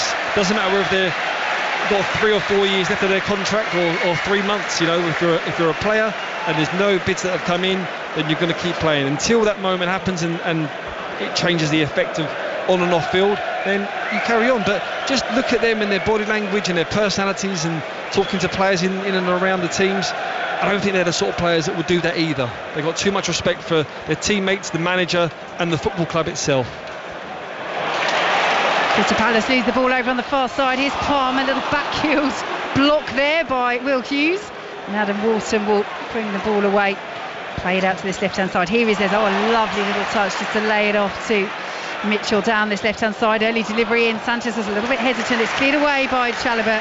Out of play for a Crystal Palace though on this near side. 0-0, 6 minutes gone, and Oliver Glasner down in the sunshine likes what he's seeing. He's applauding very strongly indeed. Yeah, Mitchell with a fantastic ball there into the Chelsea sort of the corridor of uncertainty, isn't it, really, between the 6-yard box and the penalty spot. And Trevor Chalobah actually deals with that really well, because he just about skips up about a yard before he's going to clear it. He catches it sweet on the half volley, pretty much like a cricketer that's going to go for a 6 over the boundary. Given away this time by Mitchell, and Gittins is trying to go down the left-hand side and does foul Munoz in the end. And Crystal Palace have a free kick on the halfway line. Now, there's not much there that Gittins is saying that he's got away with, so I think he's probably just give Munoz a slight tug on the outside of his shirt. And it probably was a foul to Crystal Palace, who looked to get on a bit quickly, getting the ball out wide to Mitchell. Intercepted though by Chalobah. In field by Neto. Now Fernandez, a little bit of space for Gittins, but he finds Palmer instead, and Palmer now can drive from the centre circle. His ball a little bit too much on it for Gittins, but he will reach it. Down to the byline he's taken though by the force of the pass. Keeps hold of play for Chelsea. Plays it back to Cucurella, and now Chalobah, and Palace again are dropping deep as Chelsea press forward. Out to the right hand side. Chelsea moving the ball a little bit quicker in this second half. Out to the right hand side they go, and Pedro Neto's got 2 golden shirts with him. Palace playing in their change strip today of all gold. Chelsea in the royal blue shirts and shorts with the white socks, as it's picked up by the 19-year-old Achampong for Chelsea, and steered now by Reece James to Chalobah. And again, Chelsea are just inching forward, their entire team getting involved in that press, as Caicedo now picks it up 30 yards out. A few optimistic Chelsea fans urging him to shoot. You see how they can't be slow, Vicky, can you? This is where Crystal Palace enjoy this. They like not being in possession of the ball, because they know this is their strength. But Chelsea, they need to move the ball. When it gets out wide to Neto, if it's not on, then recycle the ball. Can we get it out the other side? Is they're waiting for the gaps just to open. Here is Palmer. Went to cross it into the area, then played it to the left instead to Gittins, and again just had too much on it, but Gittins has kept it in. Pulls it back to Palmer, left hand side, now driving towards the penalty area, down to the byline, whips the ball across. Henderson punches that away, gets good distance on it outside of the box, goes out of play, and it will go out for a throw to Crystal Palace. 0-0. 8 minutes gone in this second half, and listen to the ovation for this young man. 18 years of age, making his Chelsea debut. It's Esteval. He comes with a big reputation, one of the most exciting young attacking players in South America at the moment, already a Brazil international, made his debut for them at just 17 years of age as he replaces fellow debutants Jamie Gittins and Esteval. I mean, it's one of these, Steve Sidwell, isn't it? He arrived this summer from Palmeiras, £29 million plus add-ons. They actually agreed it last year. It was thought that perhaps, he might be one for the future, but he played so well at the Club World Cup, scored a super goal for Palmeiras against Chelsea from a ridiculously tight angle in off the bar. And he's such an attacking young talent, isn't he? And Chelsea, with such a young side anyway, if you look at their average age of the squads, happy to throw him in and say, all right then, show us what you can do, as Chelsea have Caicedo down. He's rolling around in real pain, holding his ankle. Referee Darren England lets play continue. Neto won't keep that in. Chelsea fans now not happy. Let's head for an update from Nottingham Forest and Brentford while we wait to see what happens with Caicedo. Lee Beckman. Forest 3, Brentford 0, but Brentford have started the second half brightly, Vicky. Keane Lewis-Potter with a couple of chances. He's put a shot wide from 22 yards out, and then he's put a looping header onto the roof of the net from the edge of the area. Keith Andrews has brought on Kevin Schade at half-time to replace the debutant Anthony Malambo, but it's still Forest 3, Brentford 0. Thanks very much, Lee. And commentary continues over on 5 Sports Extra. So Caicedo is sitting up. The treatment, medical staff have moved away, and he is now being helped up to his feet, and ironic cheers from the Crystal Palace fans.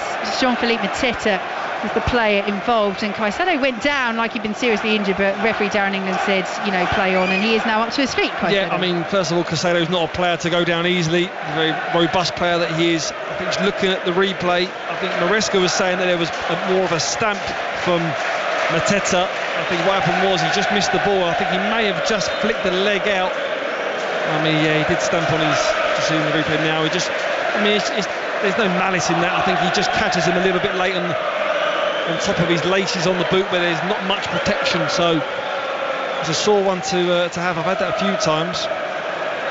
Yeah, would you say it's a catching ball, rather than, there's no stamp kind of intentional with force, but it should have been a foul, definitely. Here's Esteval, now skilled down the right hand side, and Neto can't convert with the header, just got underneath it at the far post. Chelsea coming forward again. James goes down this time.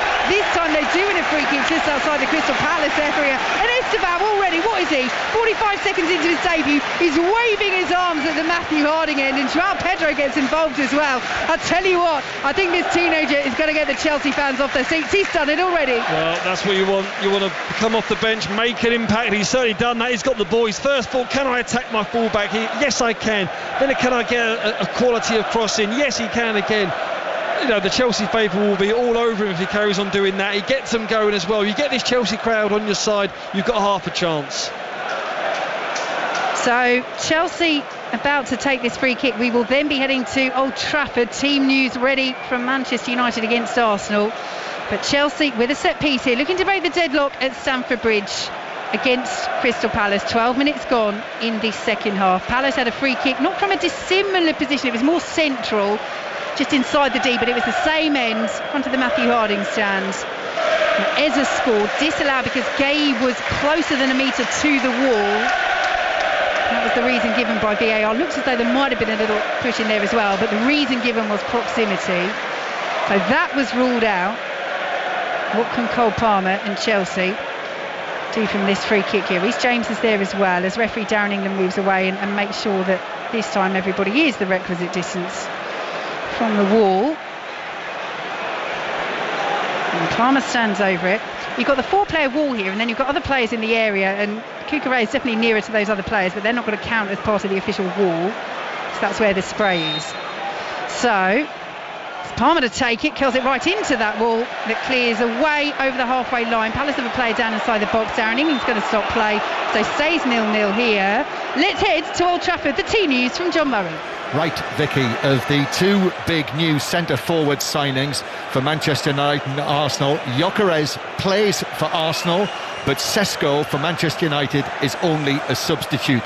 But both Mbeumo and Cunha make their Premier League debuts for Manchester United, who have Bayinda in goal. There's Noah Nana, back four of Dalot, Yoro, De Ligt, Shaw and Dorgu, back five I should say. Then in midfield, Casemiro and Fernandes, Mount as the false nine, either side of Mbeumo and Cunha.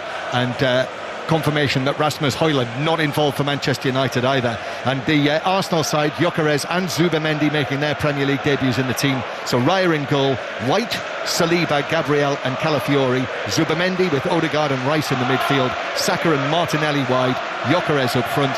Madueke is one of the substitutes for Arsenal.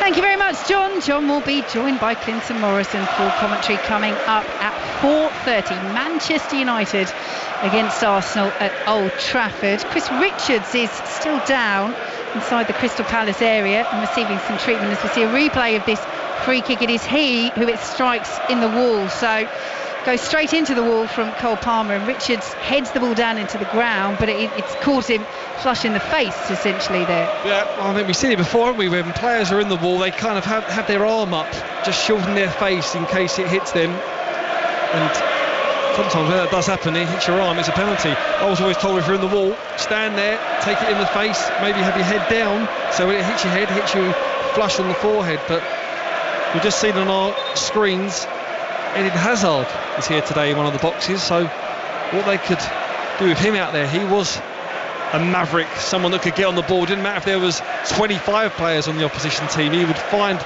a way to manoeuvre and manufacture, weave his way through defences and give Chelsea the lead or score winning goals. Yeah, I think he would have enjoyed that run from Esteban down the right hand side. What a player he was for Chelsea. As Chris Richards is up to his feet, he's going to have to wait for 30 seconds to come back on. And Chelsea, meanwhile, get us back underway. Here is Chalobah out to the left-hand side, and Pedro Neto in field once more. to Chalobah, and now Achampong, who again has looked assured, the 19-year-old. And another Premier League start for him. Made a handful of appearances last season, but given the nod today. The absence of the injured Cole, Badiashile and Dara Bioyo out as well, as Chalobah plays the ball into the area over the head of Pedro and Fernandes, and headed behind for a Chelsea corner. 0-0. Yeah, it was a good defensive header in the end. I think it was from Sarr or Mitchell. You know, he was very deep in his own 6-yard box, didn't know who was behind him. Dangerous ball in from Chalobah. So Chris Richards is back on for Palace to defend this corner. They had the short options, Chelsea, but Cucurella and Palmer are moving away. And so Neto will swing this in. Crowded 6-yard box, and it's headed behind. Joao Pedro was in there, and he got to it first, but he nodded over the bar. Yeah, I think again it was one of the ones where he's probably going for the near post with all their bodies. He probably just overhit it slightly, but Joao Pedro found himself underneath the ball, and it's one of them ones when you're standing there and you've got to generate it from your own sort of neck power.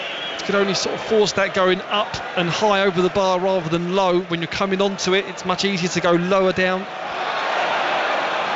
Cucurella winning that tussle with Sarr, but given away, and Mitchell will play it forward, and now Mateta picks it up on the halfway line, out to the left-hand side, and Eza loose touch, challenged by Estevao, and Estevao will try and come away with it. Oh, he's done brilliantly. He's eased away from 2, almost 3 Crystal Palace players. Then a good interception by Marc Guéhi to stop Joao Pedro latching onto that, and Tyrick Mitchell does well and plays it off Moises Caicedo for a Crystal Palace throw. 0-0. Just over an hour gone here at Stamford Bridge. I'll tell you what's been really impressive from Estevao is since he's come on, he's only got a slight frame, but the 2 times he's got the ball and he's drove at the Crystal Palace back line. He's had 2 or 3 players around him, but he's held them off. You know, he's got upper body strength where he's just holding them off. You know, he's got that sort of wiry frame, sort of like an Ashley Young sort of in his prime. Sort of, you know, nothing to him at all, but a strong boy. Big shout from Enzo Maresca against others to appeal for a Chelsea free kick, and they do get it as Chalobah picks it up on the edge of the centre circle and out to the right hand side, and Reece James goalless here on 5 Live and BBC Sounds over on Sports Extra. You can listen to Nottingham Forest 3, Brentford 0. And coming up at 4:30, Manchester United against Arsenal at Old Trafford with John Murray and Clinton Morrison as Pedro Neto plays the ball forward. Joao Pedro's up there and wants it down to Marc Cucurella, 25 yards out, but he's forced wide down the left hand side. It's good marshalling by Munoz out there for Crystal Palace, and Chalobah will pick it up and play it back to the 19-year-old Josh Achampong out to the left hand side, and Cucurella once more. Caicedo plays it back to Chalobah, and Chelsea have it in the centre circle. Here goes Reece James over the halfway line. Cucurella again joining the attack going forward, but James goes to the right hand side this time, and Enzo Fernandez picked up now by Joao Pedro, lays it off to Fernandez out to the left hand side, stabs Fernandez the ball to Pedro Neto, who dinks the ball in, and a couple of ricochets inside the 6-yard box, and Palmer will let it drop and then sees his effort blocked away. Chelsea throw lets it back to the City ground. Lee Blakeman. Forest 3, Brentford 0, but it should be 4. What have I just seen? Gibbs White has just nearly scored an overhead kick. He's just put it over the bar here. Hudson-Odoi with a cross from the left. Gibbs White 7 yards out, went for the overhead. It looked awesome, just over the bar. That's the kind of confidence a new long-term contract gives you. Forest 3, Brentford 0. Thanks, Lee. Commentary over on 5 Sports Extra. Still 0-0 at Stamford Bridge as Chalobah has it, easing away from Adam Wharton out to the left hand side, and Pedro Neto will pick it up. Quick feet, he's got 2 golden Crystal Palace shirts with him, so plays it back to Chalobah, spreads it to the right this time, and Reece James dinks it in, looking for Cucurella, well shepherded by Munoz behind for a Crystal Palace goal kick. Steve Sidwell. Well, looking down at the bench there, 2 round of applause there, one from Glasner, the way that Crystal Palace dealt with that last cross, but again a round of applause from Maresca, because they actually played that pattern there really well. They had patience on the ball. They played it with a purpose in terms of moving the Crystal Palace back line. Then they broke the lines and got into a pocket in between the Crystal Palace midfield and defence. Got the ball out wide, and they got a bit of quality in there. Just didn't fall for Cole Palmer. And they're winning the ball back better as well. Cucurella lost eventually by Joao Pedro on the edge of the penalty area, and will be brought down this left-hand side by Mitchell. And now Crystal Palace are on the counter, and it's Sarr, and they got players over on the right-hand side, but Sarr's got the ball caught under his feet. Palace fans want a free kick. Referee Darren England tells Sarr to get up, and now Chelsea with a bit of space. Here goes Pedro Neto. He's got Palmer ahead of him. Joao Pedro through the centre. Neto still has it, cutting in field now from the left-hand side, but the momentum of the attack is slow. That's a good ball though to Palmer. Palmer into the area, pulls the ball across, balls to Estevao. Poor first touch, blazes over with the second. What a moment that could have been for the 18-year-old, but that's better from Chelsea. Well, it is better from Chelsea. I mean, Cole Palmer there gets on the ball and flashes the ball into the box. It's Estevao there, but he probably shows his inexperience and his age there, because his touch brought him inside, and the shot was never really on to take with his left foot. He had Neto coming onto it with his odd, but just slotted it with his right. He opted to slash at the ball and slashed it high and wide, but again, good probing there from Chelsea. Goal in the Scottish League Cup, Gavin Wallace. Dundee United this time, Vicky. Owen Sturton, he's just come on the park maybe 5 minutes ago after Waters was injured. Kilmarnock at 67's at the back. Goalkeeper comes out, he puts it beyond. It's Kelly 1, Dundee United 1. Thanks very much, Gavin. Crystal Palace win a free kick just inside the Chelsea half. We're midway through the second half and it is still goalless here in the sunshine at Stamford Bridge on 5 Live and BBC Sound. Just looking down at the players that are warming up. No one's really moving energetically. They're catching a nice suntan in the corner of Stamford Bridge. I was going to ask if you'd picked up a suntan this summer, Steve. Do you know, actually? A lot of people have said, have you been away on holiday? I've said, no. They said, well, you got a great tan. I said, well, it is 34 degrees in this country this summer, so I need to go away. So free kick to Crystal Palace, third of the way, inside the Chelsea half. Looking to break the deadlock. Wharton's there, Eza as well. And it will be Wharton to send it in. Plenty of gold shirts on the move, but just ahead of Ismail Assar. And the ball goes out of play for a Chelsea goal kick.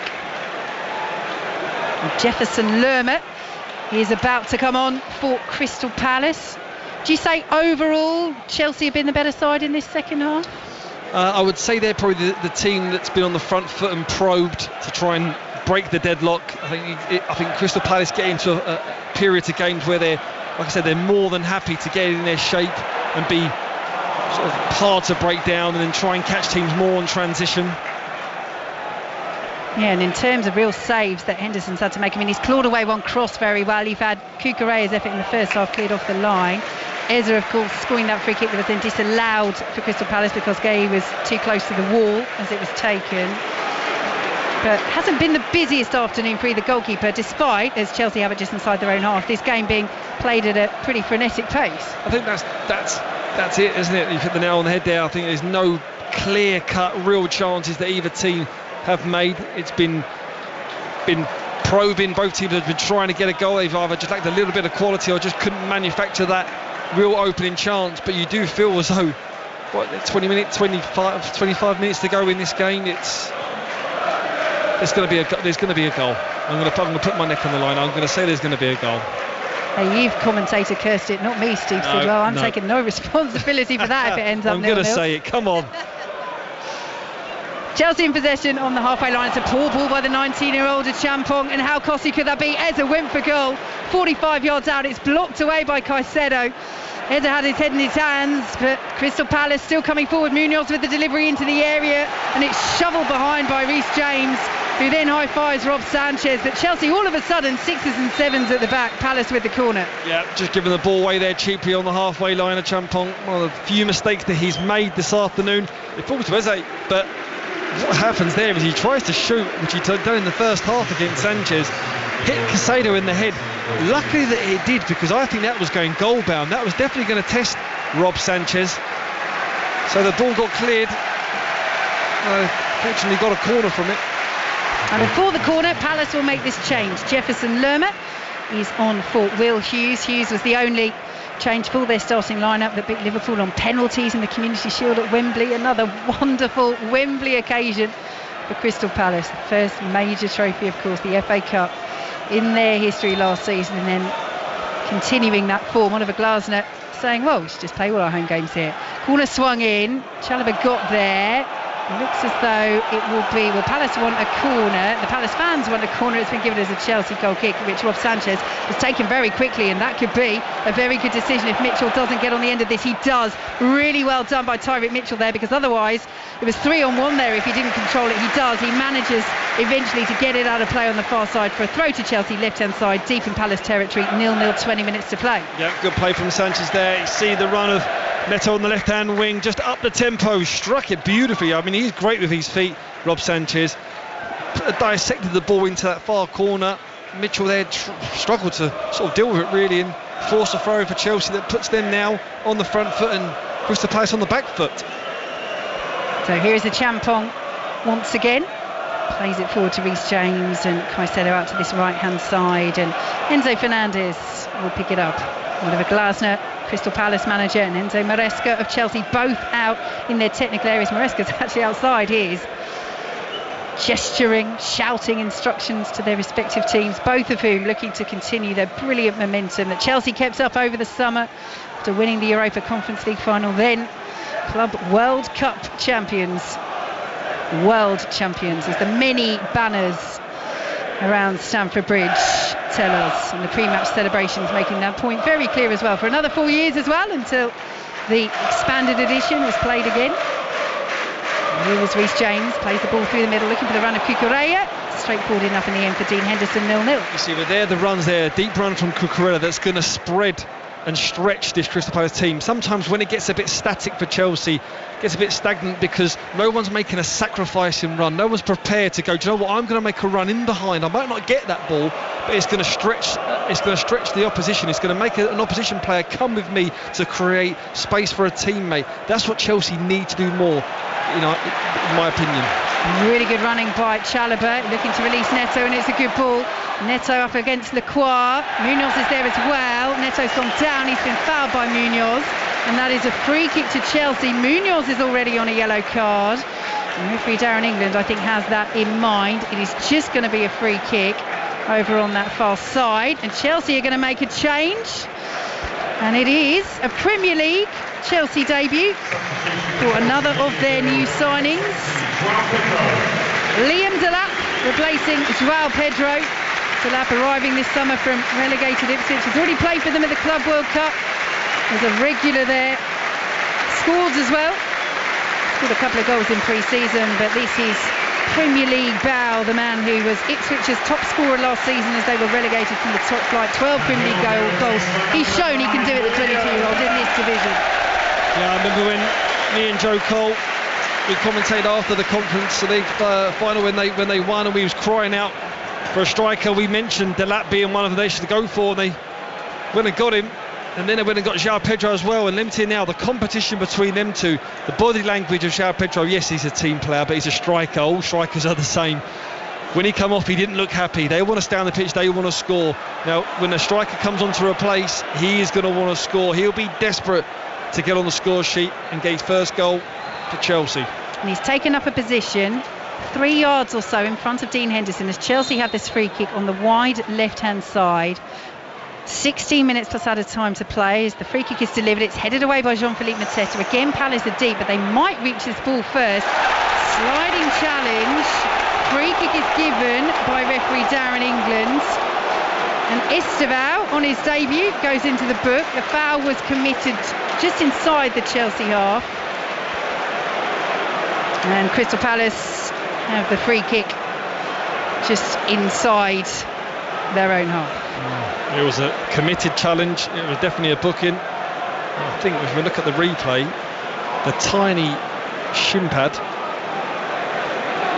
of the Crystal Palace player went absolutely flying out of his sock when that challenge was there. And again, just where Chelsea just over committing. Yes, Munoz, his shin pad went shot out of his sock, really. I mean, the shin pads nowadays, they're only tiny, but this one went flying. But it just shows when Chelsea overcommit, they do leave themselves open at the back. They are susceptible to getting a big counter-attack. So free kick to Crystal Palace, and Estevao is having a lively debut. Had a great run down the right-hand side, the 18-year-old, inside the opening seconds. He's now gone into the book for that challenge on Munoz, and it is a clumsy one, isn't it? I mean, that is the the exuberance of youth, Steve Sidwell. I mean, he does clatter him, doesn't he? He does. I mean, never want to take that away. You know, it's just a mistimed challenge. There's no sort of malice, as we've said before, in some challenges today to try and injure or hurt your opponent. Two committed players going for the ball. It's just mistimed. So 15 minutes to play. It's goalless here between Chelsea and Crystal Palace. Manchester United against Arsenal coming up from 4:30 at Old Trafford. Nottingham Forest still leading Brentford by 3-0 at the City Ground. Commentary of that is over on Sports Extra. Scottish League Cup second round. It's 1-1 between Kilmarnock and Dundee United. And Crystal Palace send the ball up to halfway. Nice control by Jean-Philippe Mateta. Lays it off to Eze. Whips the ball out to the right-hand side. Poor delivery. He's given it straight to Pedro Neto. Munoz was the intended target, and he's got defending to do here now as Neto has it for Chelsea. easing his way towards the penalty area, lays it off to Cucurella, well blocked away by Adam Wharton. Neto trying to win it back, but Wharton has it and will drive towards the halfway line. Will things open up in the final 15 minutes or so as both sides push for a winner? Nice work by Mateta, good interception by Caicedo in the centre circle for Chelsea.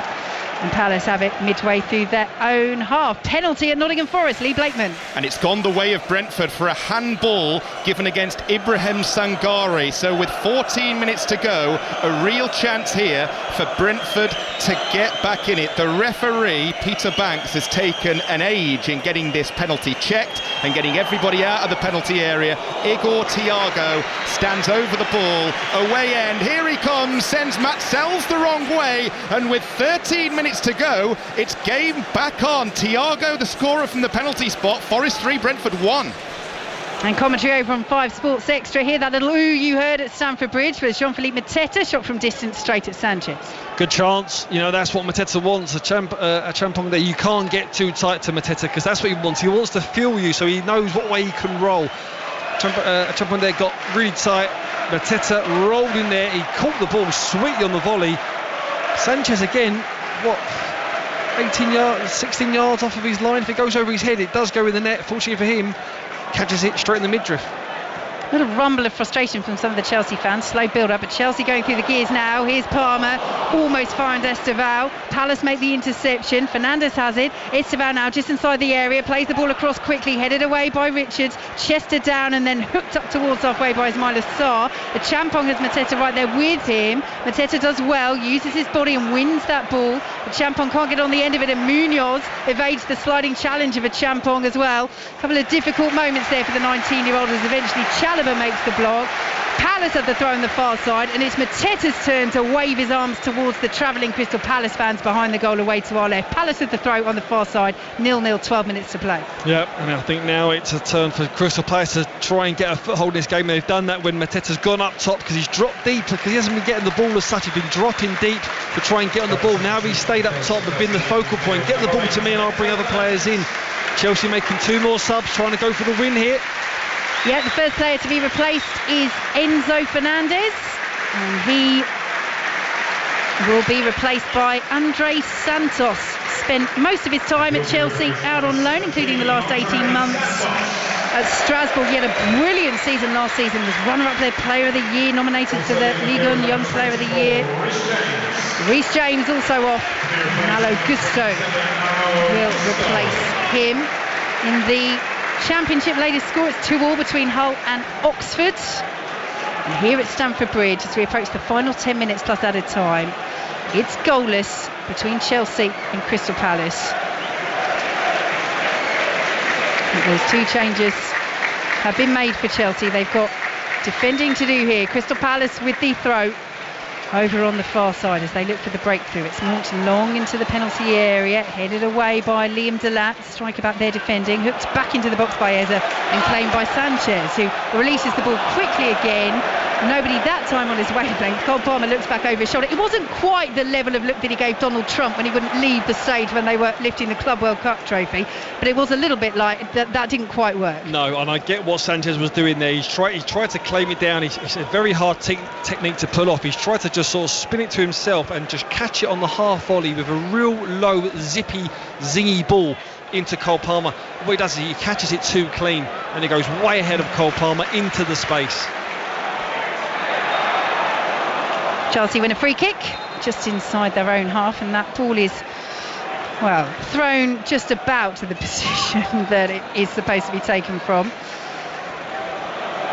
And Crystal Palace and Ismaila Sarr will get away with it. They're not quite throwing the ball away, to be fair, and Chelsea will move things on just inside their own half. 0-0 here, 3-1. Nottingham Forest lead Brentford. The conclusion of that game, also a 2 o'clock kick-off over on 5 Sports Extra. Match of the day tonight, BBC One with Gabby Logan, Joe Hart and Danny Murphy from 10:30.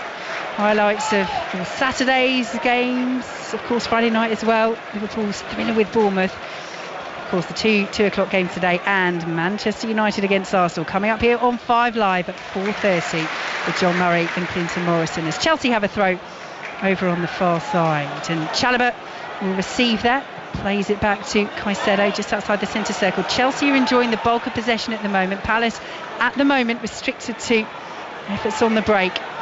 And this is where potentially that very short pre-season for Chelsea, the 35 days on from playing the Club World Cup final as it is today. They had a double-header last weekend against Bayer Leverkusen and AC Milan here. They won both of those games, but are we seeing a little bit of lack of match sharpness or match intensity here, or Rob Sanchez just plays that ball straight out of play, or are there other reasons perhaps for why Chelsea aren't quite able to take it up that extra gear to try and find the win at the moment? Yeah, I think the intensity has just dropped off. I mean, the first half was relentless. I mean, the pace of that literally was end to end. Got a chance here for Crystal Palace. Yeah, a bit of space for Eze. Mitchell's arriving. Eze goes for goal, and it's beaten just about over the bar by Sanchez.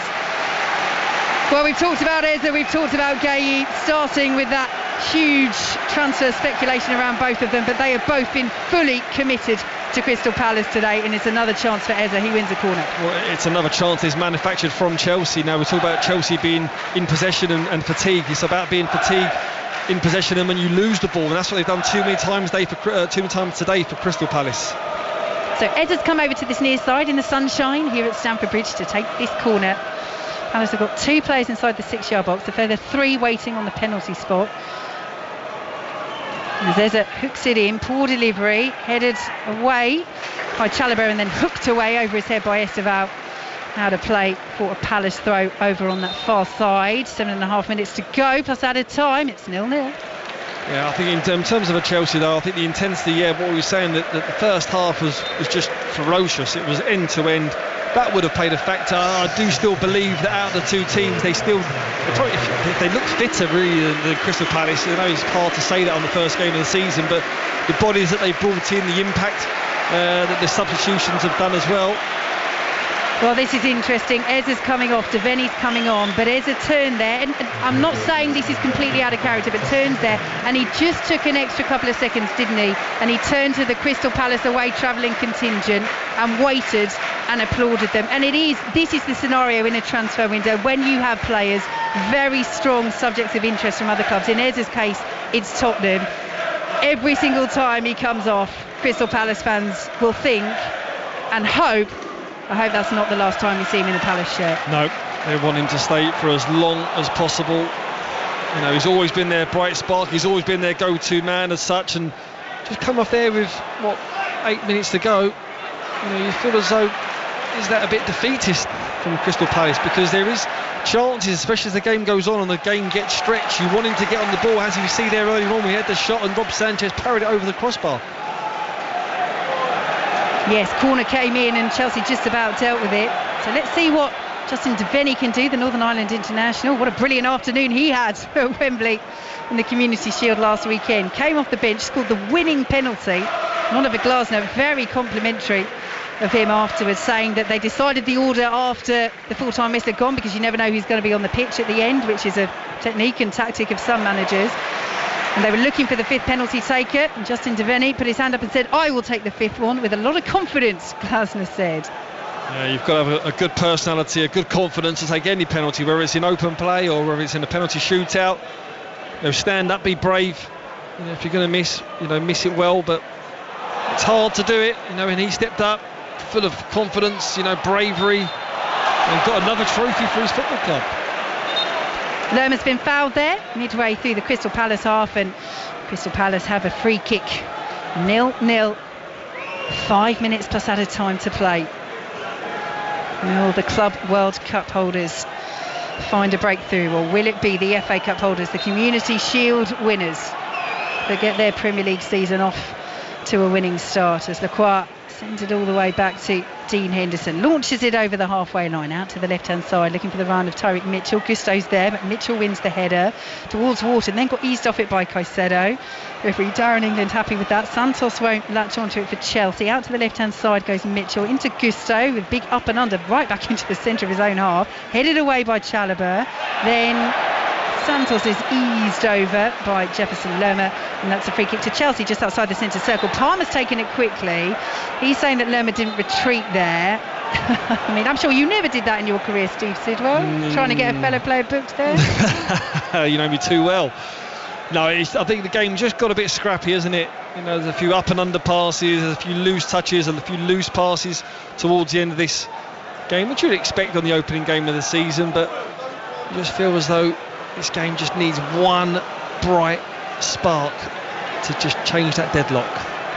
Chelsea play it forward with Caicedo, nice lay off by Cucurella, Delap into the area, but a poor touch, does manage to scoop the ball across, but it hits the side netting.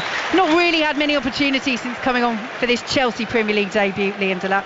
No, he's got a good possession there in between the sort of defence in terms of the full-back and centre-half, that channel.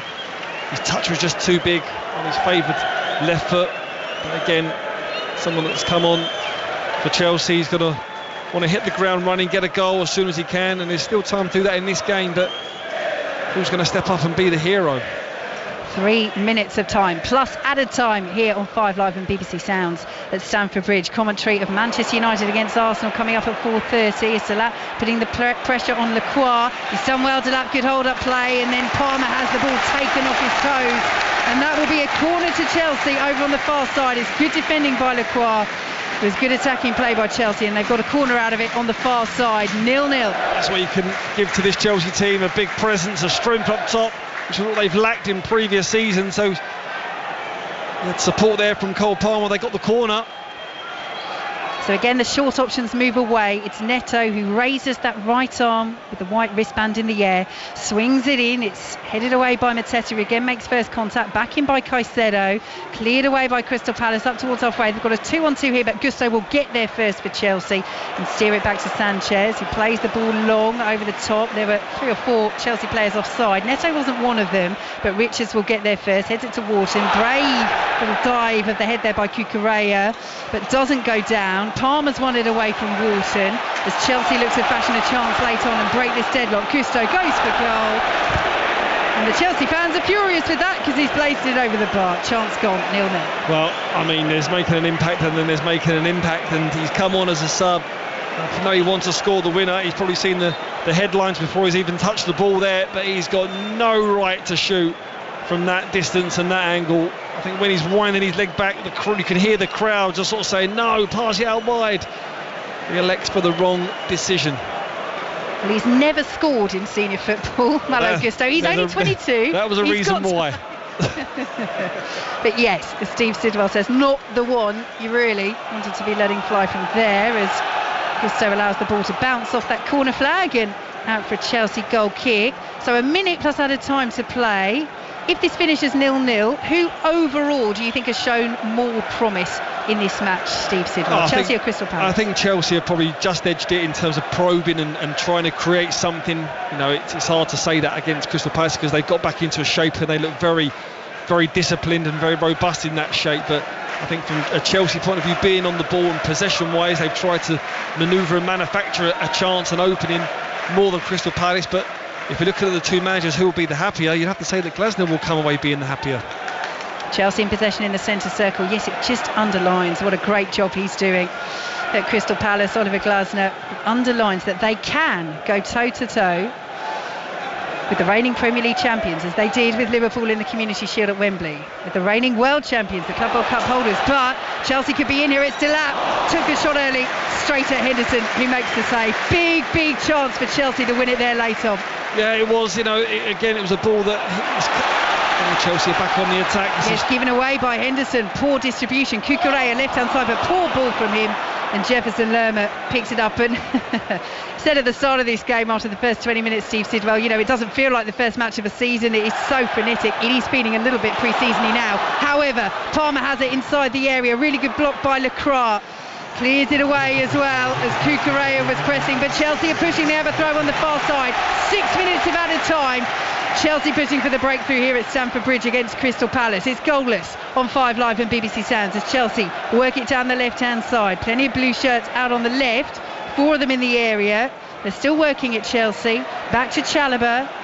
Now in field to Champong again. Crystal Palace just starting to push up a little bit more. Enzo Maresco has strayed out of his technical area, urging his Chelsea side forward. Here goes Esteval, the 18-year-old, will just keep it in down the right-hand side. Good put in by Mitchell. Corner Chelsea. Well played there from the youngster that has come on. Not worried about going 1v1. He's got 2 players he's got to deal with there. He wants the ball at his feet. He wants to drive at the full-back and make things happen. He's got a corner. And he will take it from this near side, the teenager. Movement in the Crystal Palace penalty area as the corner is delivered. Oh, just about cleared away. Looked like Dean Henderson got there. He did. It's another corner. Oh, that almost snuck in at the near post. Great improvisation. I just thought it hit the stump of the post at the start. I think Henderson might have got there and put it away for another corner. Is he looking to whip it to the near post again? Well, Cucurella is taking up that near post position. This time it's got a little bit more height, but it was near post again. Cleared away by Crystal Palace. Esteval has it. Plays it back to Malo Gusto. Midway through the Palace half, right-hand side. Esteval checks on the edge of the area, and the footing by Adam Wharton will dispossess the 18-year-old. He clears over halfway, but there's nobody up there in a gold shirt for Crystal Palace. So Sanchez will pick it up. A third of the way inside his own half. And Gusto will play it out now to the right-hand side. Chelsea at the moment look the more likely to score unless Palace get a chance on the counter. Cleared away by Crystal Palace on the edge of their own penalty area. Gusto has it, swipes it back to Caicedo, who in turn will steer it to a Champong in the centre circle. Steve Sidwell. Yeah, these Chelsea faithful are just trying to urge the team on, just trying to get half a chance. Delap looks offside there. Play continues and it's scooped over by Andre Santos. And the flag stayed down on this near side against Delap in the build-up. What an opportunity. Well, they have had chances in this game, Chelsea. We've said that Henderson hasn't made as many saves as he might have done. At times, that's because of Chelsea's wastefulness in those good positions. Well, that was wasteful. I think it's one of them ones where when that ball comes racing across there, it's one of the ones where in your mind it's coming at not a pace where you can just deal with it instinctively. It takes an eternity to get there. 1,000 thoughts go through your mind. He never looked comfortable. He never looked settled to get a clean strike on it, leaning back. Hence why it went high and wide over the bar. His teammates all slumped to the ground because they knew there's a great opportunity. Well, he scored more goals, Andre Santos, than any other central midfielder in Ligue 1 last season, but still looking for his first Chelsea goal. As Esteval, who's looked lively since coming on, the 18-year-old, cuts in field and now lays it off to Palmer. It's all Chelsea at the moment. 3 minutes of added time to play. 0-0 with Crystal Palace. Neto sends the ball into the area. Header towards goal and Henderson's there. Just didn't quite get the power on it. And Henderson rescues Crystal Palace, and again it's another good chance that goes begging for Chelsea. Well, Santos got the first connection, and again and another day that falls to a Chelsea player. In this one it just went a half a yard in front of Delap. But this is what Palace have been waiting for. They've got the ball over on the right hand side. Chelsea have got the blue shirts back, but Wharton will send it forward. Devaney's inside the area, can't control it, and it bounces out for a Chelsea goal kick, and we've got 2 minutes of added time to play. It's half time in the Scottish League Cup. Gavin Wallace. Commander 1, Dundee United 1. Dackers on 5 after Ben Brannan's delicious switch and ball over the top. They equalised though United with Oren Steerton with 10 minutes to go to half time. It was a nice touch inside the box beyond stride check. Kelly 1, United 1. Here come Chelsea approaching the halfway line with Caicedo. These two informed sides looking to continue some brilliant moments, some brilliant momentum from the last few months, trying to finish with a point apiece in their Premier League opener. It looks that way at the moment, unless we get a final chance in this last 90 seconds. It's Chelsea coming forward with Gusto, pulls it back to Caicedo, and Esteval will try and make that run, just can't keep it in. And the ball goes out of play for a Crystal Palace goal kick. Steve Sidwell. Yeah, the ball come back to Caicedo there. He probably had a bit of time, more time than what he thought. He thought Gusto was going to make another run in behind. He kicked the ball there. It didn't really come off. But these are the times now where the last few minutes remaining, who's going to have the burn and go through the ceiling of trying to win this for their team. It looks as though it might be too late for both teams, who have probably give it all but maximum effort today. As Dean Henderson launches the goal kick over the halfway line, Mateta, his control will send it straight out of play for a Chelsea throw. But this would be a very positive point for Crystal Palace, again underlining their ability to go toe-to-toe with the top sides, the excellent work that Oliver Glasner is doing, the belief that they're showing. But Chelsea, the Club World Cup champions, still have hopes of starting this season with a win as they come forward now. Here's Cole Palmer midway through the Palace half. Really good marshalling by Chris Richards. And Palmer out on that left-hand side has nowhere to go. Eventually he'll cut in field, central position, and lays it off to Pedro Neto, who plays it to Palmer once more. Down to the byline, Richards makes the block. Chelsea corner, 10 seconds to play. There might just be time to take it, and this will be the last chance of the game. 0-0. Yeah, and Cole Palmer made that all by himself. He stayed on the ball. Seems like an eternity. Just manoeuvred, weaved his way. Knew that Richards was going to come across to defend it, and they got a corner. Could be the last one. And Neto swings it in, left-hand side. It's cleared away. Mateta again. He's been so good defensively. And there is the full-time whistle. And the points are shared between Chelsea and Crystal Palace in their Premier League opener here at Stamford Bridge. And again, a positive point, a positive performance for Crystal Palace, who go from strength to strength under Oliver Glasner. The big question for them will be, when the transfer window closes at the end of August, will Abera Eze, who had a free kick ruled out in the first half for Mark Gay's infringement, will those two still be here? That's the big question for Crystal Palace and their fans. But again, this is a performance and a result that underlines the good work that Glasner is doing. For Chelsea, some good moments, some big chances that were squandered. Nice lively debut for Esteval, the exciting 18-year-old. But in the end, they couldn't find that clinical finish. Steve Sidwell. No, it wasn't a day or a game for clear-cut chances where either team could exploit that. It was hard to create. I think out of the two managers, Glasner will be the happier. You know, Crystal Palace like to just consolidate and have their team shape and then try and be on transition. It didn't really come off for them today. As for Chelsea, they tried, they probed. Again, they couldn't create chances. Cole Palmer tried to unlock doors, but he failed to create enough space to do that. Certain subs come on, made an impact. I think it's going to be a positive season for Chelsea, but overall a really entertaining game, and what you'd expect for the first game of the season. So it finishes 0-0 here. And Steve, one more thing just to pick out Steve Crossman as we hand to Old Trafford, that I'm not going to say it definitely wasn't a farewell wave when Eze was substituted, but he did just take an extra second and a half or so, and he got booed by the Chelsea fans for doing it. He did just take an extra second and a half, and he made sure that he turned fully to the Crystal Palace fans behind the goal, and he applauded them for just a little bit longer than perhaps he might have done. So it is a big thing for them, but it finishes here. Crystal Palace 0-0 with Chelsea at Stamford Bridge.